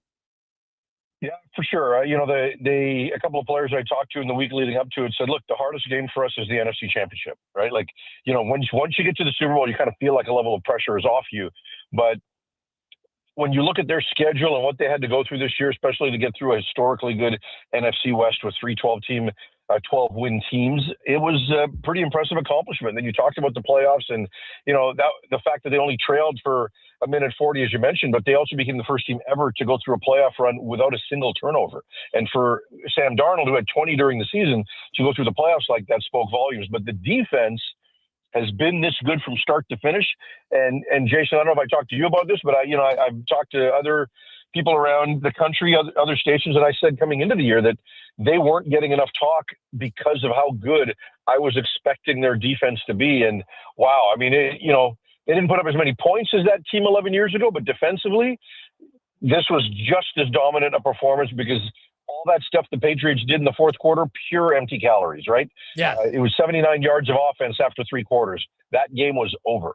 Yeah, it was over, really. Like they never really seemed to be in trouble in that game at all, did Seattle. And they're like, you know what? The strength of schedule kind of showed itself. I just think Seattle was a better team anyway, but I will say the one thing, I hadn't seen a D line really dominate an offensive line like that throughout the entire game. Like they had some bull rushes, Farhan, that you just don't see very often. And I know it was a young offensive line, especially on the right side, and that bodes well for the Patriots, but my goodness, they were overwhelmed. There's not much you can ask a second-year quarterback to do when you have so little time early on in the game.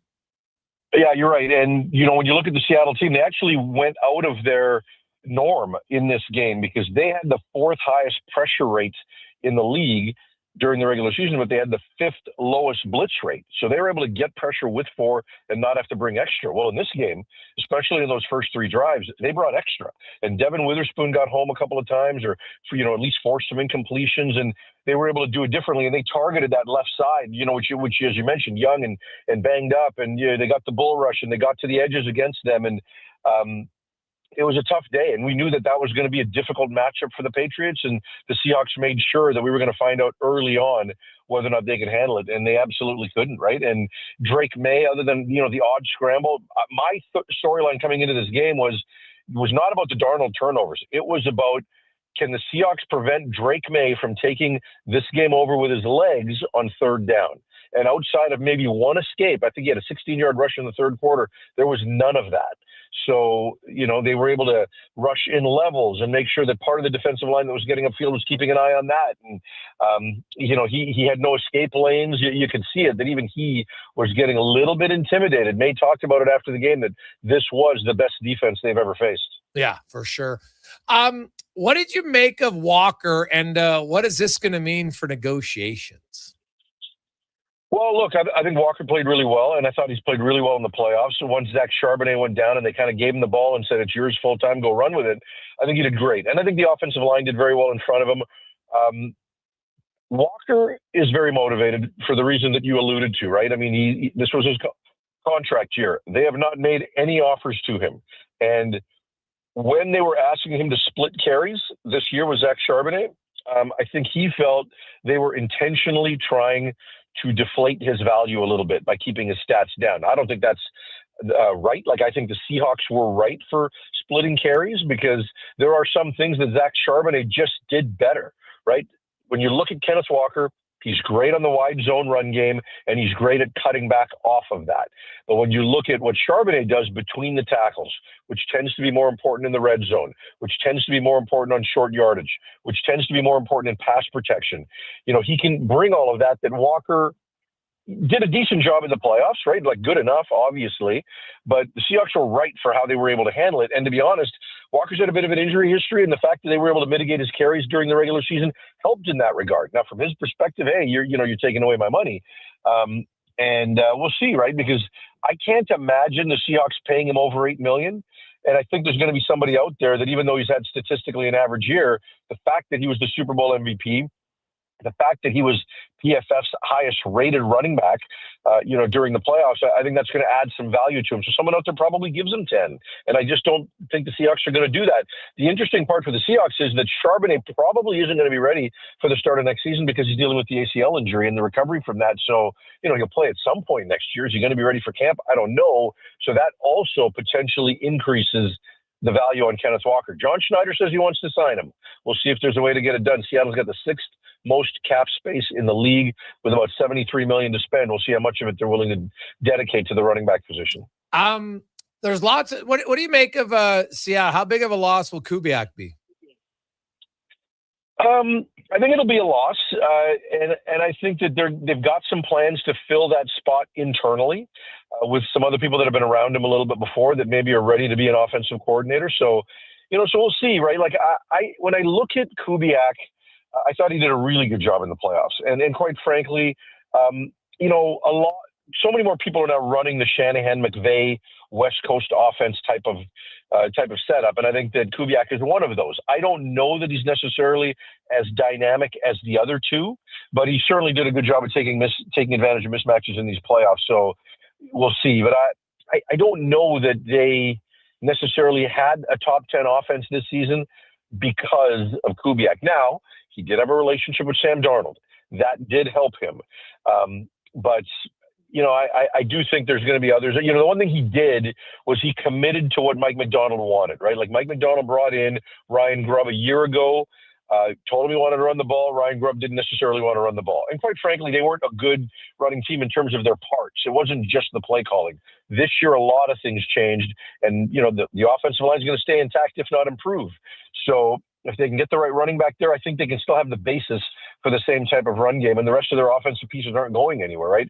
Smith and Jigba is going to be back next year. Kupp's going to be back. Like all of these guys, maybe not Rashid Shaheed, but the rest of them will all be back. So I think they're going to be in a position to build off it. And whoever does wind up play calling, especially if it's internal, is going to be in a position to have success. Farhan Lalji from TSN. Joins us. Farhan, some news in the CFL. Officially tomorrow is the start of free agency, although we've seen the negotiating window that was open, and we kind of know where lots of the players are, but not all of them. But we know where a lot of the big name ones. What about some guys that haven't been announced yet? Who are you watching? Really not many. And part of that is because I've been to Super Bowl all week, but this is kind of the regular thing, right? Like, I mean, these guys all get assigned early. So there have been 2 hiccups, right? Where players were, announced and then wind up changing their minds and going elsewhere. So I don't think there's going to be any last second flip like that, but we'll see. There's always going to be defensive backs. Like that's kind of the day 2, day 3 action on CFL free agency. And quite honestly, we just didn't see a lot of day 2, day 3 action. So there's going to be a few guys there that are available. But there's some veteran players that might think they've got value, right? Like, where's Dom Rhymes going to go? There's that type of player where you want to see if there's a big market for. But really, all these guys have been spoken for, and I think Edmonton did a pretty good job in a number of areas. I think Taylor Powell gives them some quarterback depth, and he could be their quarterback of the future. They got the only potential Canadian starter in Coulterwood Manzi. I think they're probably having to pay him a bit more than you would have in a different supply and demand situation. And then Malik Carney, I think, is going to be really helpful to them. And Joe Robustelli, who showed some really good flashes in his time with Saskatchewan, I think could get a bigger role in Edmonton. And I think he could be one of those contested ball guys that Cody Fajardo needs to have success. So I think Ed Hervey did a pretty good job with that group. Yeah, you look at their, there's going to be some competition, I think, at the middle linebacking core in Edmonton next year. I think that's some internal, really good competition. What about on the D line? And obviously, Malik Carney comes in. I think that's going to give them, a big boost there. But I thought Robbie Smith, when he played, was actually pretty good. And I know he didn't play a lot, but he was a guy who was a big free agent signing that didn't necessarily pan out last year due to injury, but I kind of really like him healthy alongside the other guys they brought in.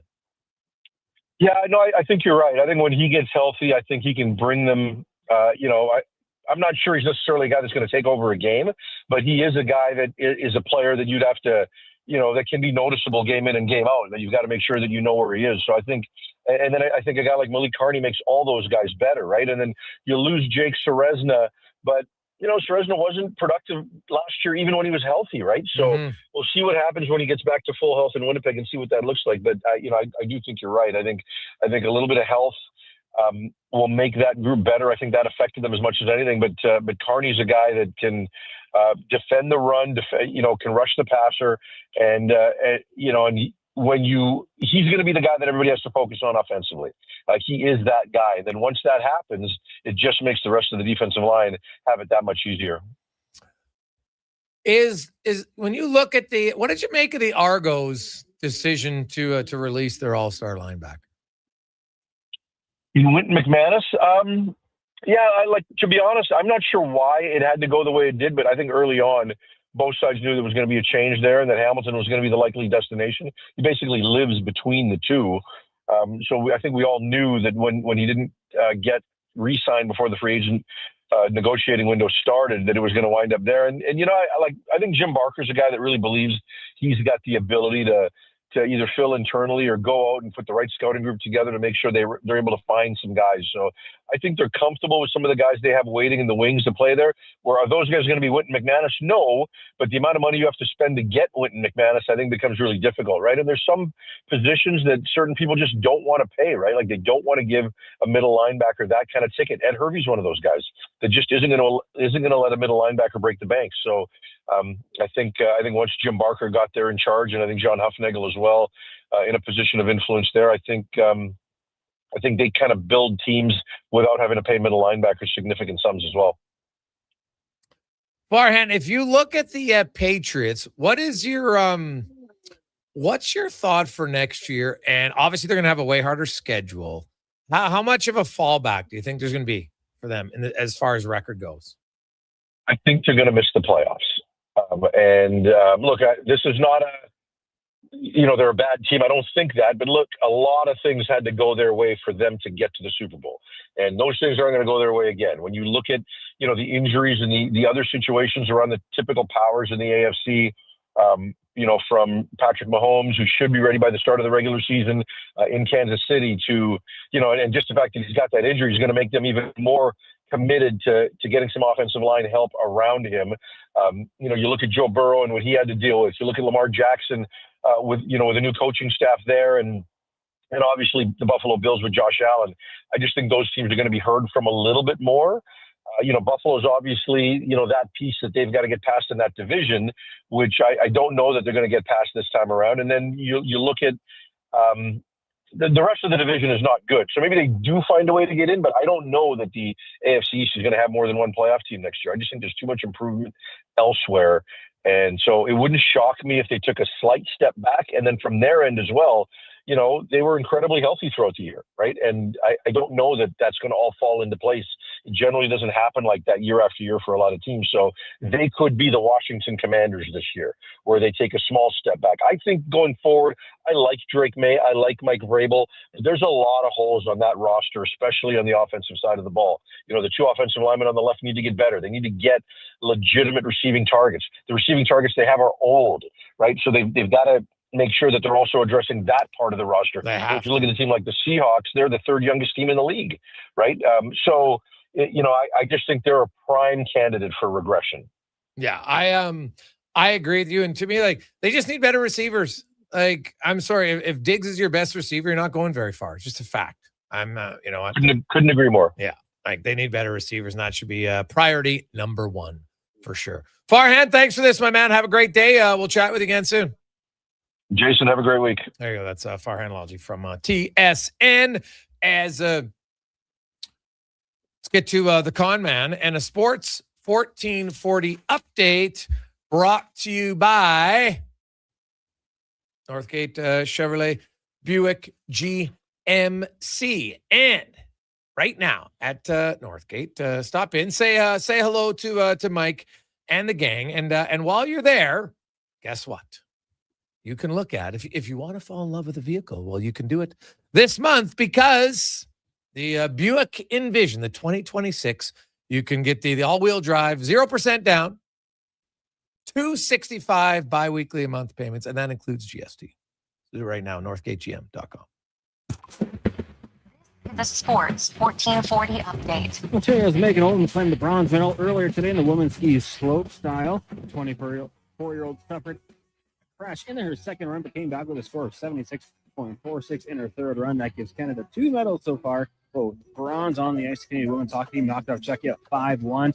In the win, they lost Captain Marie-Claude Bland in the first period, also losing Aaron Ambrose in the third. Next up for Canada is the undefeated United States. Puck drop just after noon tomorrow in the association. A busy night with the Pistons in Charlotte. Heat host the Jazz. Bucks taking on the Magic.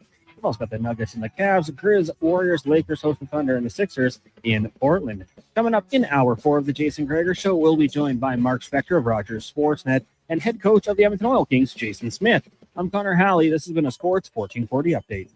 Sports 1440 in West Edmonton Mall and Wetaskiwin. CKJR is a Stingray radio station. Download the free radio player app and listen wherever you go. And here comes Action Electrical Service Team sprinting onto the scene. These are your first responders for any electrical emergency. That's right. With their fleet of service vans and specialized gear, they assess, they service, and maintain electrical lighting and automation systems. They're all about rapid response. Quick diagnostics and repairs to restore power and safety fast. Hire the Action Electrical team to bring home a win for your project. Visit actionelectrical.net. Hey Edmonton, did you know a local Play Alberta winner scored over $500,000 on Mega Jackpots Ocean Bells? Think about the season tickets you could lock down with that kind of cash. From major casino winners every hour to jackpots worth millions and hundreds of popular games to money that stays in the province. There's YouTube, never been a Facebook, better time X. to sign up for Play Alberta. Download the app today to get started with casino, sports, and lottery all in one app. Must be 18 plus to play. When you gamble, use your I'll be consent. interesting to McValue breakfast meals are $5 plus tax every day. Get a sausage McMuffin, Jason bagel Gregor with cream cheese Show. product, or breakfast burrito with hash brown and small coffee, all for just $5 plus taxes. Available until 11 a.m. at Jason Canadian Gregor. restaurants. Product availability varies. Prices exclude delivery. Made for some rough roads, but it means trails are now packed and ready for action. Don't miss out on riding adventures this winter with a Ski-Doo from Riverside Honda and Ski-Doo. Work or play with new 2026 Generation 5 models with class-leading design and power. And right now, take advantage of 5.99% financing OAC. Only at Riverside Honda and Ski-Doo. 15 Inglewood Drive in St. Albert. And always at riversidehonda.com. Shop local, shop Canadian. Hey, hon, I'm getting expressions and images to frame my hockey card collection in the man cave. Perfect. I'll come with you and bring our wedding photos. Jason, have a great For week. Sports memorabilia and family treasures, think Expressions and Images, your local custom framer since 91. You name it, we frame it. Great week. Are you overwhelmed by debt and getting nonstop calls from creditors? It can feel like there's no escape. Debt doesn't have to be a life sentence. A single call can turn things around. My name is Parveen Middleton. I'm a licensed insolvency trustee at BDO right here in Edmonton. I can help you become debt-free with a solution just for you. Let's put an end to those calls from creditors together. Call 1-833-BDO-TALK or visit bdodebt.ca to discover your debt-free future. Portions of this hour brought to you by Ewell. Get your power play amped up with Ewell, supplying the City of Champions and Alberta with quality electrical gear since 1975. Ewell.ca is your partner in power. Hat tricks, touchdowns, and home runs. Get it all with the Jason Gregor Show on Sports 1440. Presented by PlayAlberta.ca, Alberta's only regulated online gambling website.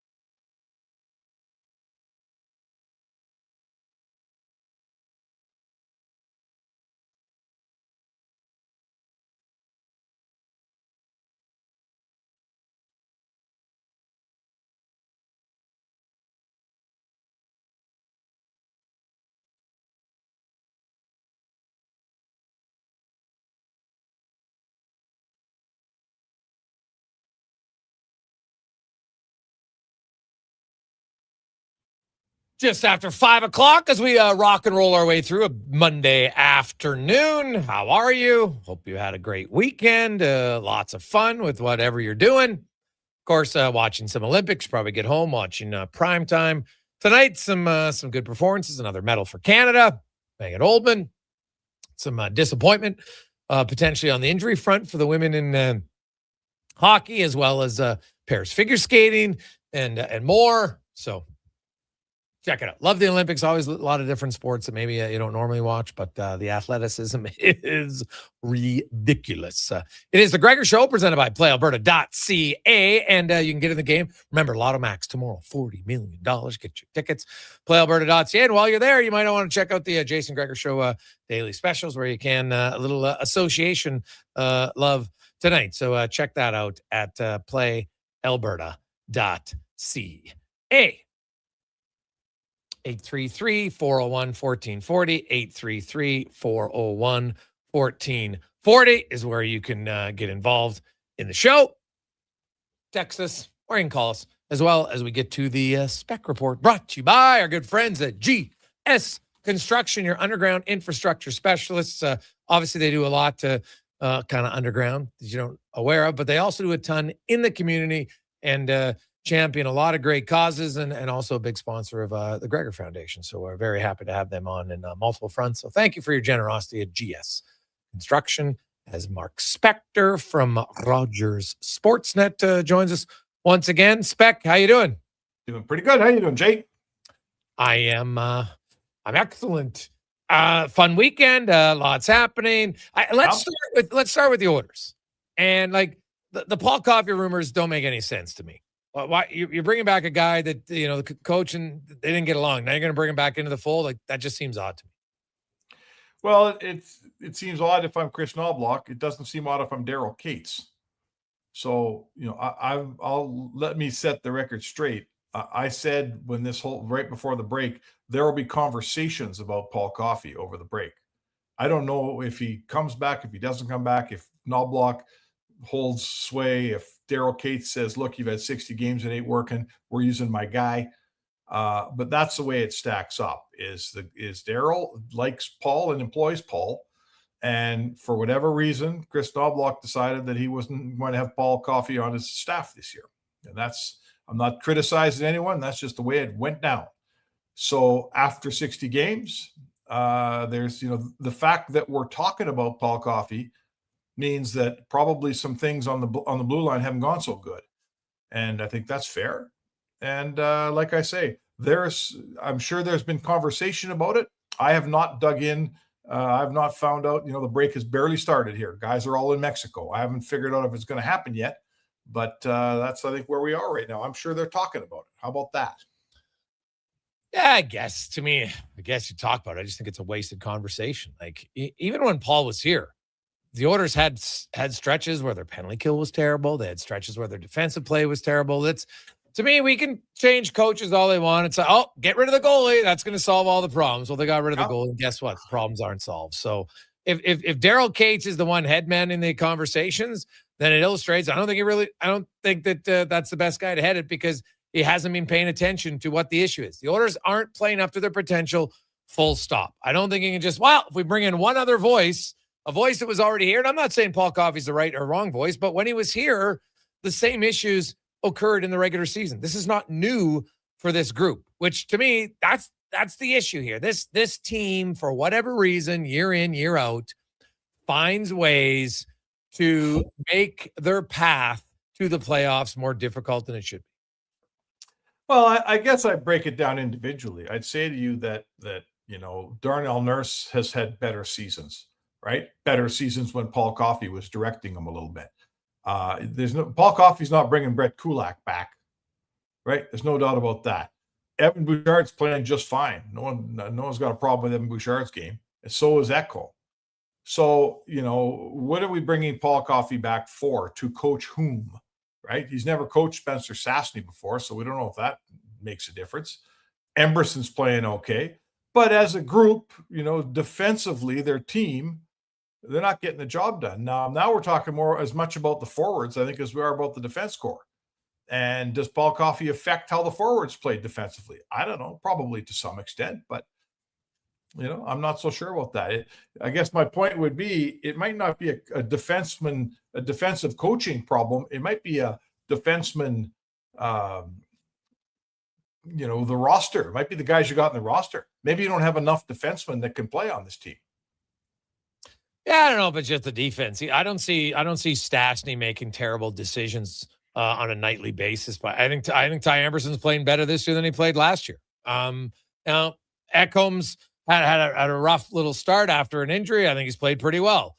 Bouchard overall, I know people they focus on one or two glaring errors and kind of miss all the other things. I think Darnell Nurse has not had a great season at all, to be honest. I think Jake Wallman has not got up to speed yet either. But I don't think their defense core is noticeably weaker. I think just as a team, I look at some of the, they get behind early. They got some bad giveaways at places on the ice that you shouldn't be giving. Like, there's certain areas of the ice. Anybody who coaches hockey or plays hockey knows there's certain areas of the ice where if you have turnovers there, it leads to odd man rushes and increases the chances of giving up goals against. It just does. And it doesn't matter which the team is. Like, turnovers at the offensive blue line, when you're all going one direction, you turn it over and now the team's coming the other, it's an odd man rush, right? And odd man rushes, that's where you get a lot of chances. So I think the Oilers, when they get back here, which is next, Wednesday, I think, for the first practice. And then they have and that's, I think, later in the afternoon. So it's optional. So who even knows who's going to be there? But to me, I look at the Oilers and it's just, Leon Draisaitl said everything correctly. They got a lot of players who need to be better. Do the coaches need to be better? Yes. I think we talked about this last week. I think there's some areas of their game that I would look at. I think adding somebody in the room where there's clear friction just adds to more dysfunction. You don't need to start taking pages out of the Rangers and the Canucks book, because that's what they do, and look where it's got them. So I would avoid that. If you want to bring in another coach spec, because they didn't really replace Paul Coffey, I could listen to that argument all day long, and I think there might be some validity to it. But then I would look at an experienced coach who's different than Paul Coffey. And not that Coffey's bad, but you made the decision to not have him there. I think you're cutting off your coach at the knees if you bring him back. You might as well just fire the coach then. But when we started this conversation, then that's exactly how it started. Is who holds sway here? Daryl Cates is an excellent owner in this way. Like, let's compare him to Aquilini in Vancouver. Aquilini's got his fingers in the pie all the time, right? He's directing stuff. He's telling people who to get in for agency. He's a tough, rough owner, and the record of that team and the functionality of that team derives from the fact that their owner is really difficult. Cates is more removed, and there's always been a level of, like, for instance, Jeff Jackson, it used to be Bob Nicholson. Now it's Jeff Jackson is kind of he's the buffer between Cates and the hockey people. And Cates isn't walking in the door and telling Chris Knobloch who to play and who to hire and how to do things. And he's not phoning Bowman and saying, this is the free agent we should get. The minute your owner starts that, your team it's murder on your team. You know this, Jay. You got an owner that's got his fingers in the pie every day. You can't win because they're owners. They're not hockey people. So Cates is a good owner because he spends every dollar that needs to get spent.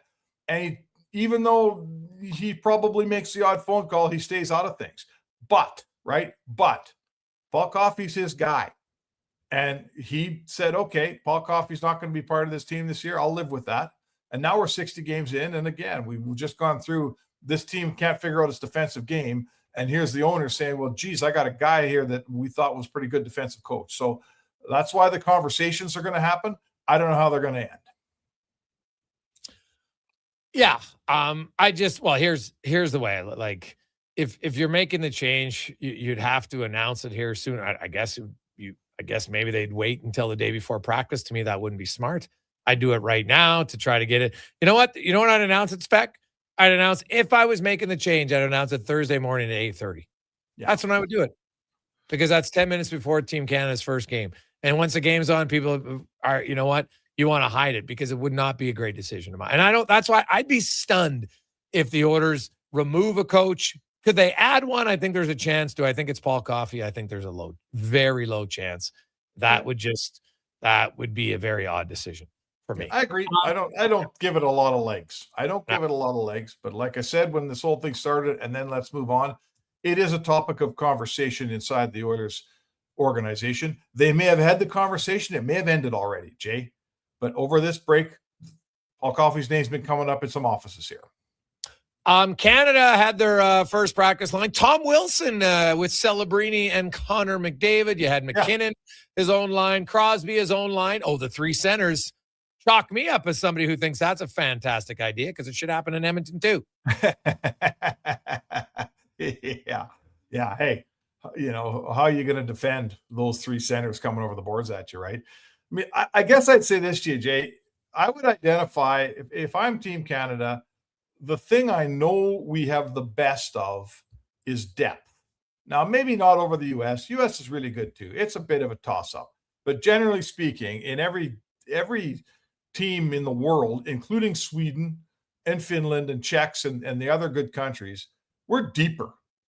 So I think what they're doing, spreading their centermen out, is exactly that. They're taking advantage of their strong suit. Nobody else has three centers like that. Not the USA, not anybody. So why turn one into a winger? So I think it's a great idea too. Yeah. Now here's the thing. I think the how long these lines last spec will likely be one game. And because A, you've got 14 forwards, and I think they're all going to get in at some point. Yep. And B, we saw in the Four Nations, right? Like, not all the lines are going to score right away. They're just not. So I'm sure he'll move things around. And I think the right wing spot on McDavid's wing is the one that's open. I think Celebrini and McDavid will get a little bit of a look. Yeah, and I think the right wing spot, we'll see how Wilson fits in there. We'll see how it works for him. I mean, I don't mind Bennett in that spot, I'll tell you what. So, the beauty of the Olympics is it's a longer tournament than the Four Nations.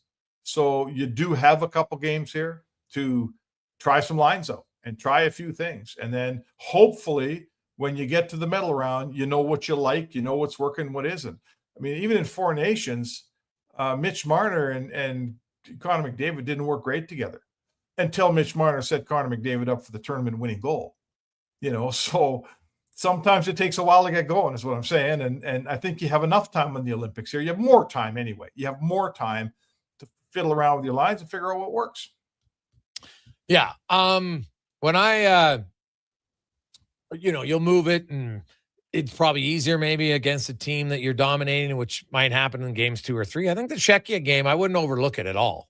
And I'm curious, do you think it's automatically Binnington to start game 1?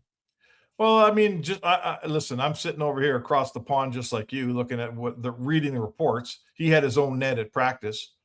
That's all we got. I think that's what tells you. I know Cooper hasn't said anything yet that I've heard who's starting, but I'm going to say to you that the spirit of this team, Jay, they've really taken pretty much their exact Four Nations team, and they're really respectful of the guys that played on that team and the guys that made that team win.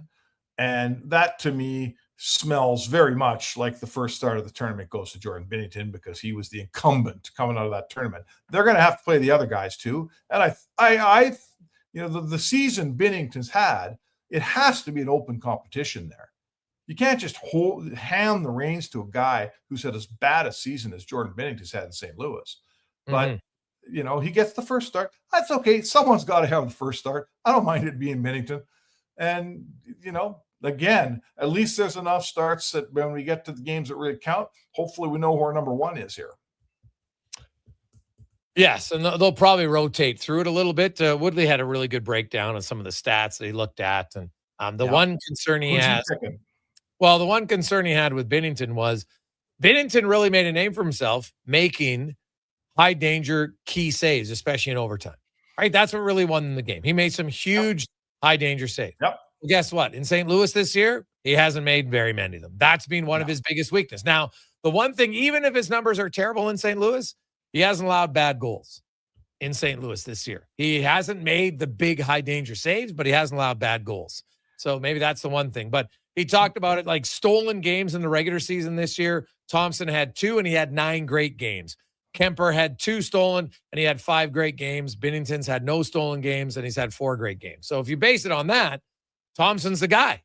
But something tells me, based on all the players they picked and everything else, and Team Canada's history, you look at even the women's team. They went with an older team, slower team. And you know what? The U.S. has pounded them all year long. Let's see. I think it's going to be Binnington starting game 1. I'll be stunned if it isn't. Did you see the hit on Poulet in the women's game? Yeah, she went for the puck. And, they kind of allow that. Right? Nothing wrong with the hit. Yeah, they allow that. And, it didn't, it's unfortunate for her. It didn't look like it. It's weird that when I saw it and I watched it again, it's kind of weird that it was, her leg, because I thought it might have been a shoulder, but the way she was going off. And now actually that I see the replay, it looks like it's her right leg a little bit kind of bends. So yeah, that's, that if she's out, like she is the best big player on Canada. It's not even close. Like that would be brutal. Now, if she misses tomorrow, whatever. Right, because tomorrow's not like, obviously you want to win tomorrow, but it's not the game that decides the gold or the silver. But even if she's like banged up spec and can play, but you know what I mean, like can dress but can't play. Like Canada was being getting spanked by the U.S. here leading into this tournament. That it won't be good if she can't go. No, she's important for them. I didn't. There was no penalty on that play today, and having watched again, I watched their game against the Swiss, or a whole bunch of it, and a bunch of the game today, and I always feel like the women want to hit more. There was a hit in the Swiss game that Canada, maybe it was I forget which game, but it was it was just someone squeezing someone off at the boards, and they caught a little shoulder and they sealed their opponent and they took the puck. I thought that's exactly how hockey is played, and they got called for some kind of body check hit. I don't know what they called it, but I feel like women want to hit, and I feel like. What are they doing with these? I don't get the rules. I know you're not allowed to have like straight on. Yes, that's basically what it is. Right? If your skates are facing the same direction, and that's what happened there. If you go back and watch that play, the Czech player comes in at like a perfect angle to angle. She was a little hit. Yeah, a little bit off. Oh, yeah, it is that to me is a body check really, because she was off the boards, but the angling looks like it's contact. Because she angles and goes into the hands, takes the puck away. Obviously, there was contact on the shoulder. Those are usually allowed in the women's game. It's in the middle of the ice that they don't allow it, right? Yeah. And you can make an argument that, okay, that's fine. But yeah, I've talked to a lot of other women. But the rules have, over time, really loosened on what they deem body checking over body contact. Body contact is allowed, right? Body checking is not. I guess. Listen, they're good at hockey. They can all skate. They're all big and strong, and a little bit of contact's not going to hurt anybody, man. So I'm not here to remake the women's game on our show, Jay, but so I just feel like the way I watch them play, it looks like they want to have more body contact, and somehow there's a penalty every second hit I watch in that sport. And I just, let them play, man. It's hockey. Let them play. Should be some body contact. Spec, we will chat with you tomorrow. Have a good one. Sounds good, Jake. It's a Spec Report brought to you by GS Construction. Will return the man many of you knew as a nickname Gator, the head coach of the Oil Kings, Jason Smith. Up next, it's the Jason Gregor Show, Sports 1440, sports1440.ca. Action Electrical Solar Team is now making a play for sustainability and savings. They're specialists in powering up for a greener future. That's the strategy. Designing and installing high-efficiency solar panels. They're helping homes and businesses combat rising utility costs by harnessing the power of the sun. A smart move for efficiency and the environment. Hire the Action Electrical team to bring home a win for your project. Visit actionelectrical.net. Need a new ride for road trips, errands, or just life on the go? Go Auto offers a massive selection with over 15,000 new and used vehicles to choose from. With over 70 locations across Western Canada, finding your next ride has never been easier. Whether it's a roomy SUV for the family, a sleek car for the open road, or a rugged truck for your weekend adventures, you'll find it here at a price you'll love. Explore thousands of vehicles today at goauto.ca. Jason Gregor isn't just a sports guy. He's a community builder with over $3 million raised for local charities. And his Gregor Foundation, he's making a difference on and off the air. Check out Gregor weekday afternoons on Sports 1440. These days, it's all about who you know. And that's why it's the perfect time to save at the Bricks Friends and Family Sale. Upgrade your living room in time for the big game and score free delivery on TVs over 50 inches, like a Samsung 85-inch 4K smart TV for just $999. And save up to $1,200 off sofas and sectionals. And mix and match. Save up to $1,000 off 2 or more major appliances. Some exclusions apply. Check out the Brick in Edmonton South Common, West Edmonton Mall, North Side on 137, and downtown near the Ice District. Summit Restaurant, located in the heart of the Silent Ice Center and just minutes from South Edmonton Common. Summit is your destination for exceptional house-made pizza, delicious entrees, and expertly crafted cocktails. Experience the perfect blend of flavor and ambiance in a modern setting. Join us for a straightforward yet elevated dining experience where our commitment to quality speaks to every bite and sip. Make Summit Restaurant your next night on the town.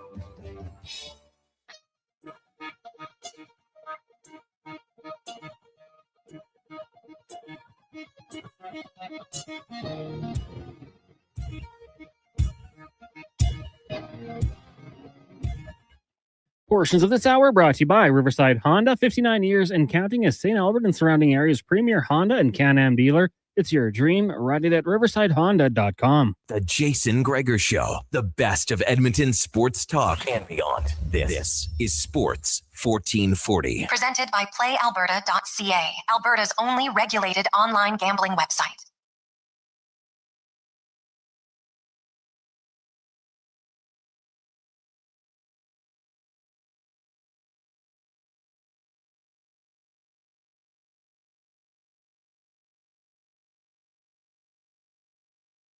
At 28, we roll through on a Monday afternoon. Make your way home. Be sure to turn your lights on, boys and girls. Ladies and gentlemen, this Gregor Show is always brought to you by PlayAlberta.ca, Alberta's only regulated online gambling website where 100% of the revenue stays right here in the lovely province of Alberta. PlayAlberta.ca. The hockey world, while many of you are waiting, guess what? It's not on hold. There's lots of junior hockey going on. Of course, the WHL continues to roll. And speaking of rolling, not many teams are rolling better than the Edmonton Oil Kings this season. 34 wins in 50 games. They are 34-11-3-2. And in a battle for Medicine Hat, with Medicine Hat, a game in hand, 5 points back of them for first place, which would be the number 2 seed in the Eastern Conference. And with PA pulling away, it looks like almost on a collision course maybe to meet in the second round of the WHL playoffs. We'll see. We'll be joined now by the head coach of the Oil Kings. We get to the Oil King Report brought to you by Go Auto. If you're looking for vehicles, no better place to stop. GoAuto.ca. Over 15,000 vehicles to choose from. They got 71 different locations. So cars, trucks, SUVs, you name it, they got it. GoAuto.ca. As Jason Smith, the head coach of the Oil Kings, joins us. Jason, welcome back to the show, man. How you doing? Very good. Thanks for having me. It's as the season goes along as a coach, everybody always says, hey, you know what? You want your team playing their best hockey later in the year. Now you're kind of entering that final, stage of the season. I think you guys got 11, 12 games remaining in the year. Where are you at now? I guess let's start with the health of your team and how much health can impact the lineup that you want. Oh, we've got some guys out and some of our better players, but I mean, I think something we've talked about all year as a group is how deep our group is. And I think going forward, like we've tried to play as many guys as we can and play 4 lines as long as we can, throughout the season. And, our group is, we're in a good spot. I think our players are excited about where we can go as a group, and us as a staff are excited about the depth we have. And even though we've got some real good players that are out hurt, we still have a good group. Now, those guys that are injured, Jason, are you expecting them back before the playoffs? Well, I think it's unknown on a few of the guys, and a few of the guys we have a better idea that, they'll get back in time to be ready for the playoffs. And, I think that's a part of, being a good team and a good group is that you got guys that can fill in and accept opportunity and the challenge of, expanded roles. And that's about being a team that can play and compete and give yourself a chance no matter who's in the lineup. Now, who are you hopeful or expecting that will be back before the playoffs that isn't playing right now? Good question.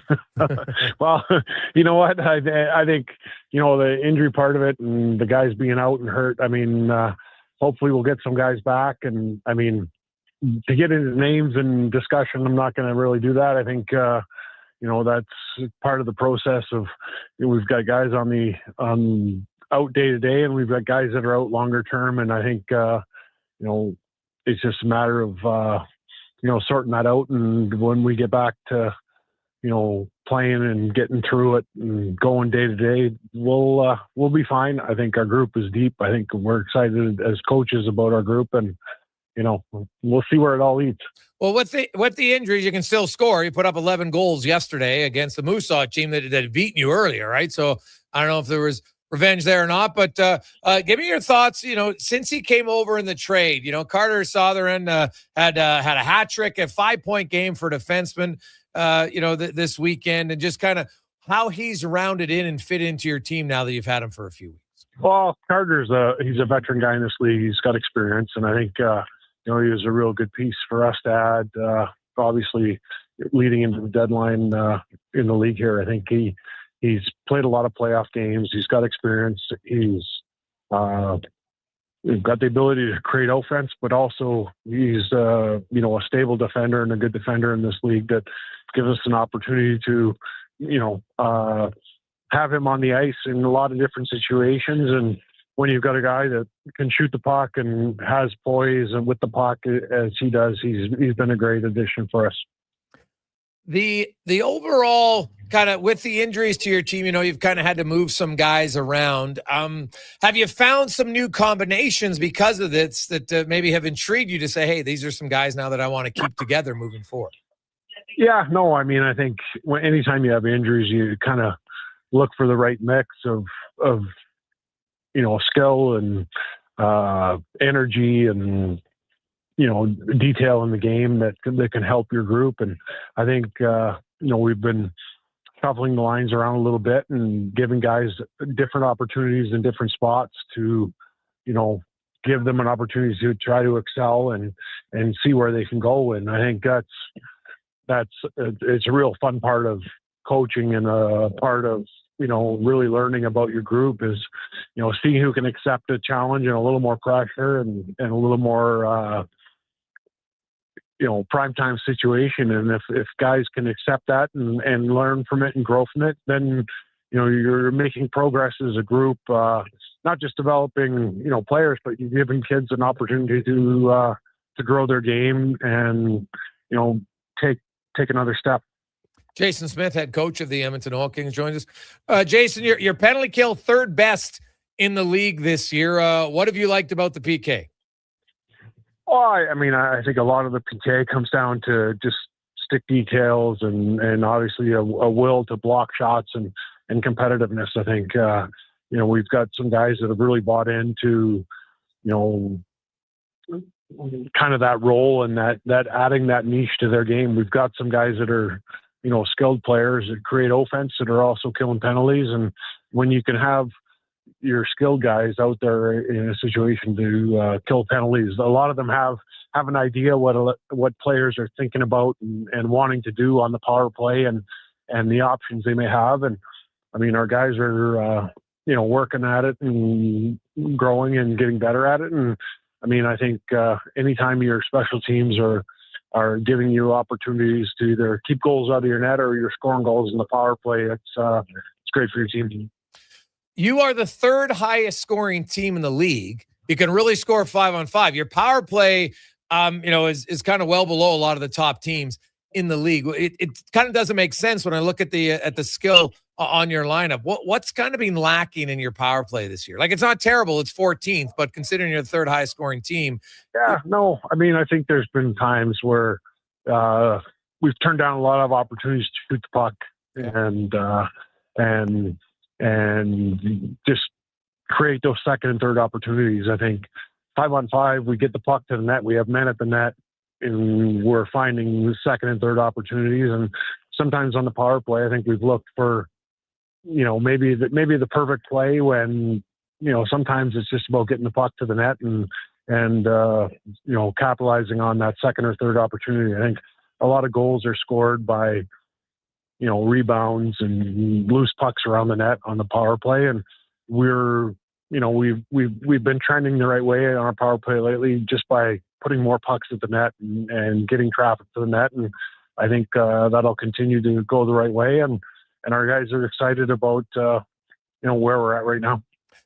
You take on Everett. They don't come to town very often, but of course they come in. They've got the most points in the WHL right now, 41 wins in 50 games.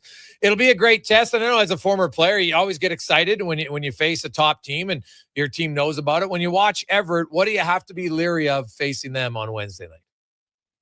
Well, they're a team that obviously competes hard and competes, for 60 minutes. I think we need to be prepared to be detailed with the puck, especially at the O-zone blue line and at the blue line in our end. When you have an opportunity to get the puck out of our zone and relieve a little bit of pressure, it's not always about making a great play to go down and attack in the offensive zone and create an opportunity. Sometimes it's about relieving pressure and maybe getting some fresh guys on the ice. And then in the O-zone, they're a team that competes. We need to make sure we're prepared to box out and battle and keep them away from our net. We need to kill plays quickly. And I mean, our team is at our best when we defend hard and defend quick and transition the puck and get moving to the O-zone. And our group is skilled and can score and create offense. Like you said earlier, 5-on-5, we're one of the highest scoring teams in the league, and our guys can put the puck in the net when given opportunity. Well, Jason, continued success. Enjoy the game on Wednesday, the stretch run, and hopefully get some guys healthy here soon. For sure. Thank you for having me. Take care. Jason Smith, head coach of the Edmonton Oil Kings. We'll take a quick break, come back, and wrap things up on a busy Monday afternoon here on The Gregor Show, presented by PlayAlberta.ca. Mr. Rooter gets a colonoscopy. All right, Mr. Rooter, just relax. We're almost finished. Now, what am I looking at on the screen? That's your large intestine. Wow. The pipes of the human body. Incredible. This is just like when we use a camera for sewer inspection, except you probably don't find tree roots. You'd be surprised what we find. Once I found a bunch of Hot Wheels. Hey, me too. For a plumber who values healthy pipes, call Mr. Rooter.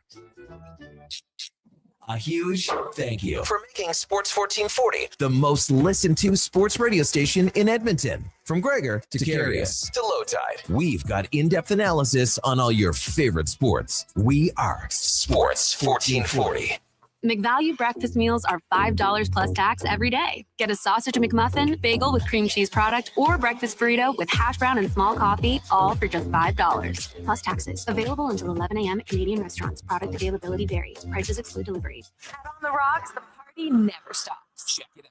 Mondays, bingo tunes. Tuesdays, tacos and tequila. Wednesdays, it's wings and karaoke. Shake what your mama gave ya with salsa lessons on Thursdays and the best Latin DJs. Plus, live music every Friday, Saturday, and Sunday, along with DJ Kenny K. Hold on, let's not forget $5 happy hour, 7 days a week. Your bar, your party. You're on the rocks. On the rocks. Jeff Brab and 118th.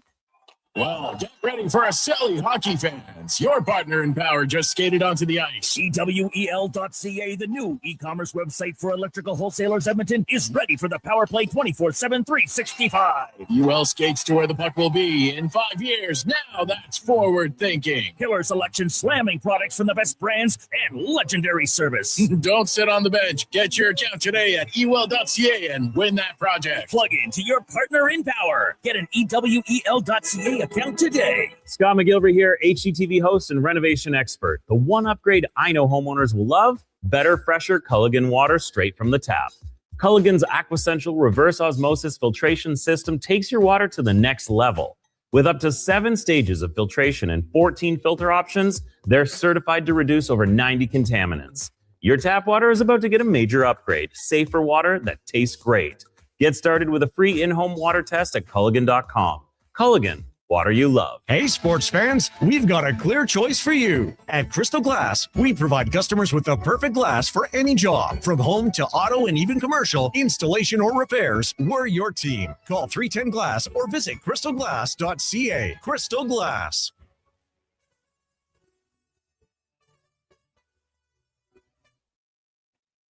Portions of this hour brought to you by On the Rocks. The Oilers are back in action, and OTR is ready to be your hockey headquarters. $5.75 Molson Canadian, 69-cent wings, and play, score, and win every game. See more at ontherocksyeg.com. The Jason Gregor Show, the best of Edmonton sports talk and beyond. This is Sports 1440. Presented by PlayAlberta.ca, Alberta's only regulated online gambling website.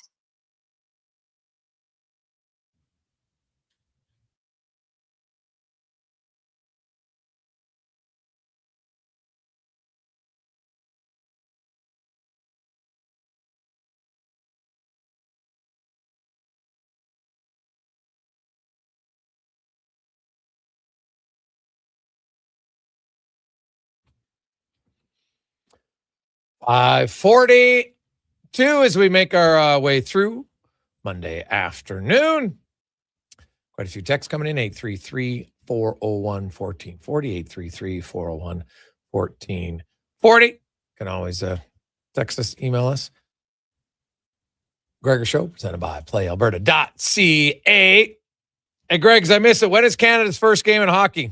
Getting the itch. Thursday. For the men, the Canadian women, though, are taking on USA tomorrow at 12:10 Mountain Standard Time. We will find out probably early tomorrow morning whether or not Poulin will be in the lineup for Canada. She left the game with an injury, as did Ambrose. So both of them might be out. Did not look great for Marie-Philippe Poulin.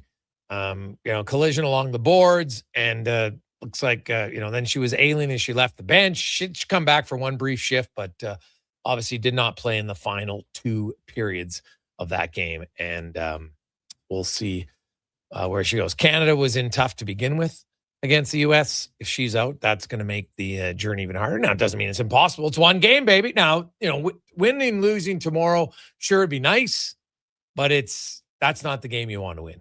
You'd like to win every game, but the game you want to win, of course, is the gold medal game. You lose in the round robin. Just ask USA in 4 nations, or at the Olympics a few times.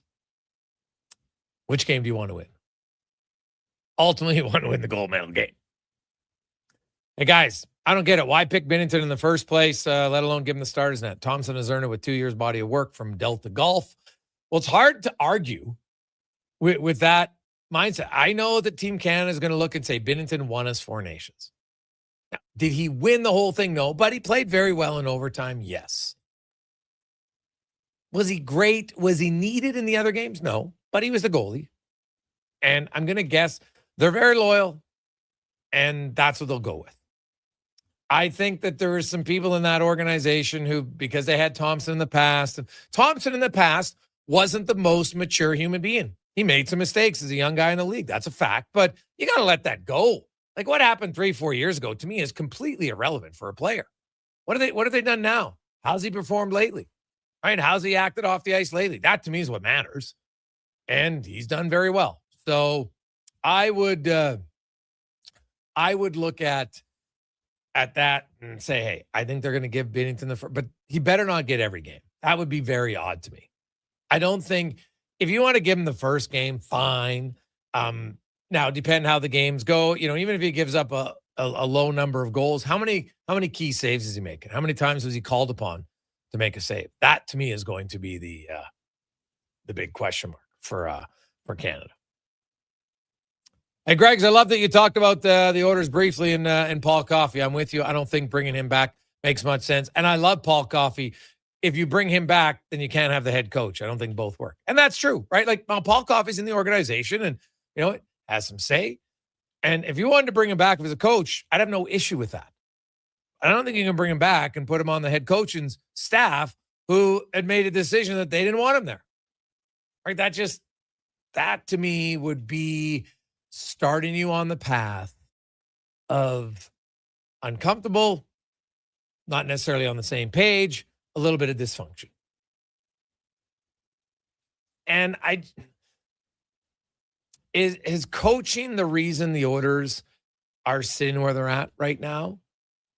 Not the main, because I actually don't think there's one main reason the Oilers are where they are today, which has them, they're not in an awful spot. I think we should probably clear that up. It's not an awful spot. They're in sixth place. And really, Utah and them have the same amount of points. So, they're 4 points back of Vegas. Vegas has a game in hand. So worst case scenario, they're 6 points back. And they were, tied 2 games ago, but then they lost 2 and Vegas won 2. That's how quickly it changes. So the Oilers, when they come out of this break, they have a very favorable overall schedule for the Edmonton Oilers. They come out and they do play 3 games in the first 4 days, but they'll be rested. And it's actually 3 and 3.5 because it's an afternoon game in San Jose. They play in Anaheim on Wednesday, LA on Thursday, San Jose on the Saturday. No real big travel, right? You're going to stay at the same hotel when you play in Anaheim and LA usually, and you just bus to the other one. That's normally what the team does. So that makes sense. Then they'll, then you jet out to San Jose, which is a very small trip. So that's 3 games in 4 days. Then they have 2 days off. They play a game. They have 2 days off. And then their next game comes after the trade deadline because the trade deadline is Friday, March 6th, 1:00 Edmonton time. They play Carolina that night. Then the Oilers, they have a stretch of 3 and 4 where they play Colorado, Dallas, and St. Louis, right, on the road. Then they got a 4-game homestand, 2 days off. They're on the road for a short 2 days, no back-to-backs. Then they're home for 4 games again. Then they're on the road for 2, but they have 2 days off. Then they play Utah, San Jose, 2 days off in LA. So lots of rest again.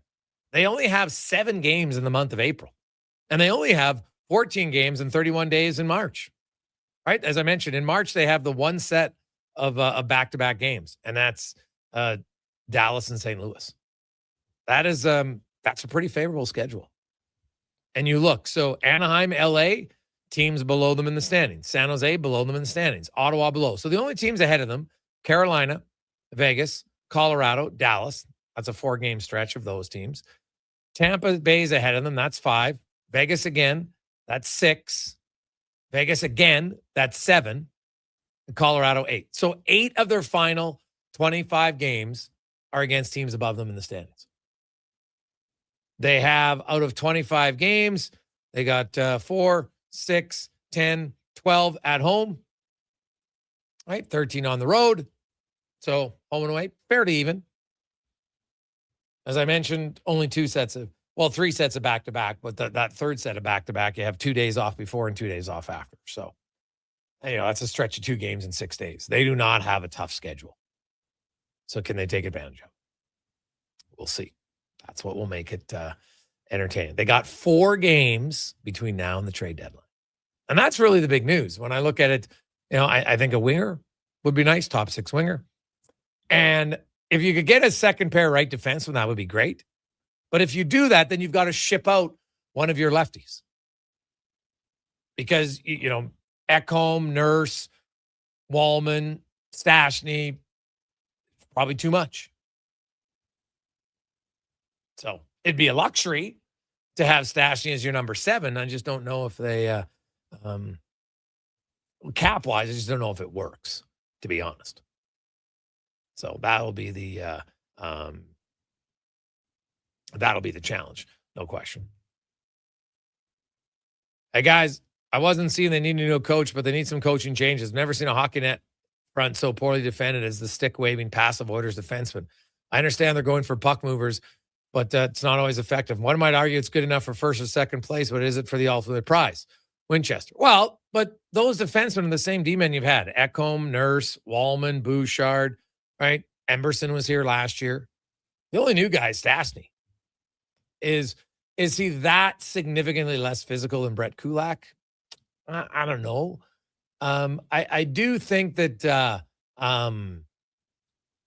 at times Canada, yes, I'd like to see, but you got Darnell Nurse at times in front of the net. He's a big, strong guy, and I don't think he's being, hey, Darnell, don't use your size or your strength in front of the net. I don't know any system that would suggest that. So to me, that's a player decision at times, and it's a willingness to want to engage in the key areas of the ice, right? That's the key. There are certain areas of the ice that are just simply more important than others, right? Front of the net is definitely one of them. That's where the majority of goals come from. So you got to win battles there. No question about it. That's an area that you have to win battles for sure. Lastly, when we look at the upcoming men's tournament, and if you missed it, Leon Draisaitl, no surprise, he was named captain for Team Germany. Obviously, a huge honor for him. He was the flag bearer, one of their flag bearers as well. So he's had he talked with a lot of pride about how important this is for him to represent his country at the Olympics for the first time. And German hockey, this is easily the best German hockey team they've ever had, right? So there's no question about that. But I look at the upcoming games, and I wouldn't sleep on Czechia. They're never an easy out. And I think Team Switzerland, Connor Halley, might be a team that could surprise. Just saying, could surprise. So how come? Well, because they've been good at the World Championships the last 2 times, silver medals both times, right? And those, when I say surprise, to me, a surprise is if they got the bronze, right? Like, I don't see them as a gold or silver medal team, but as a bronze team. And they got a lot of passion. They play they all know the WIHF rules very well. That could be a benefit for them, but they've excelled in these tournaments. Now, I understand that the World Championship doesn't have the best players. So that's why I'm not expecting them to be in the gold medal game. And realistically, do I think they could be in the bronze? No, but would I be stunned if they ended up being the 3-6 and maybe surprise them in the quarterfinals in a 1 game off? That's where I'm saying I wouldn't be overly shocked by it. Is all I'm saying. So that could be that would just be a team to me to watch. Same with Germany. I think Germany is a team to look out for, Cons. I'm with you on that one. I don't think they'll beat the U.S., but I think they might give them a little bit of a run. That'd be unreal, though. I can tell you. Like, first of all, Oiler fans, you're cheering for Canada #1, but a lot of Oiler fans will be rooting for Germany against the U.S. for sure. No question about it. Tomorrow, we're going to talk about ruptured ACLs. We're going to talk about CFL free agency. Canada-U.S. in the women's game. Is Poulin playing? We'll get to all of that on a busy Tuesday. Have yourselves a wonderful evening. Turn your lights on as you drive home. Let's get to the Con Man and a Sports 1440 update brought to you by meals.loca.ca. Dinner just got a whole lot easier. You want to eat healthy? You want to eat where they bring the food right to you? Now, you can go to the Loca, pick out the food right there in store, Sherwood Park or West End, or go to meals.loca.ca and they'll deliver to you. Good night.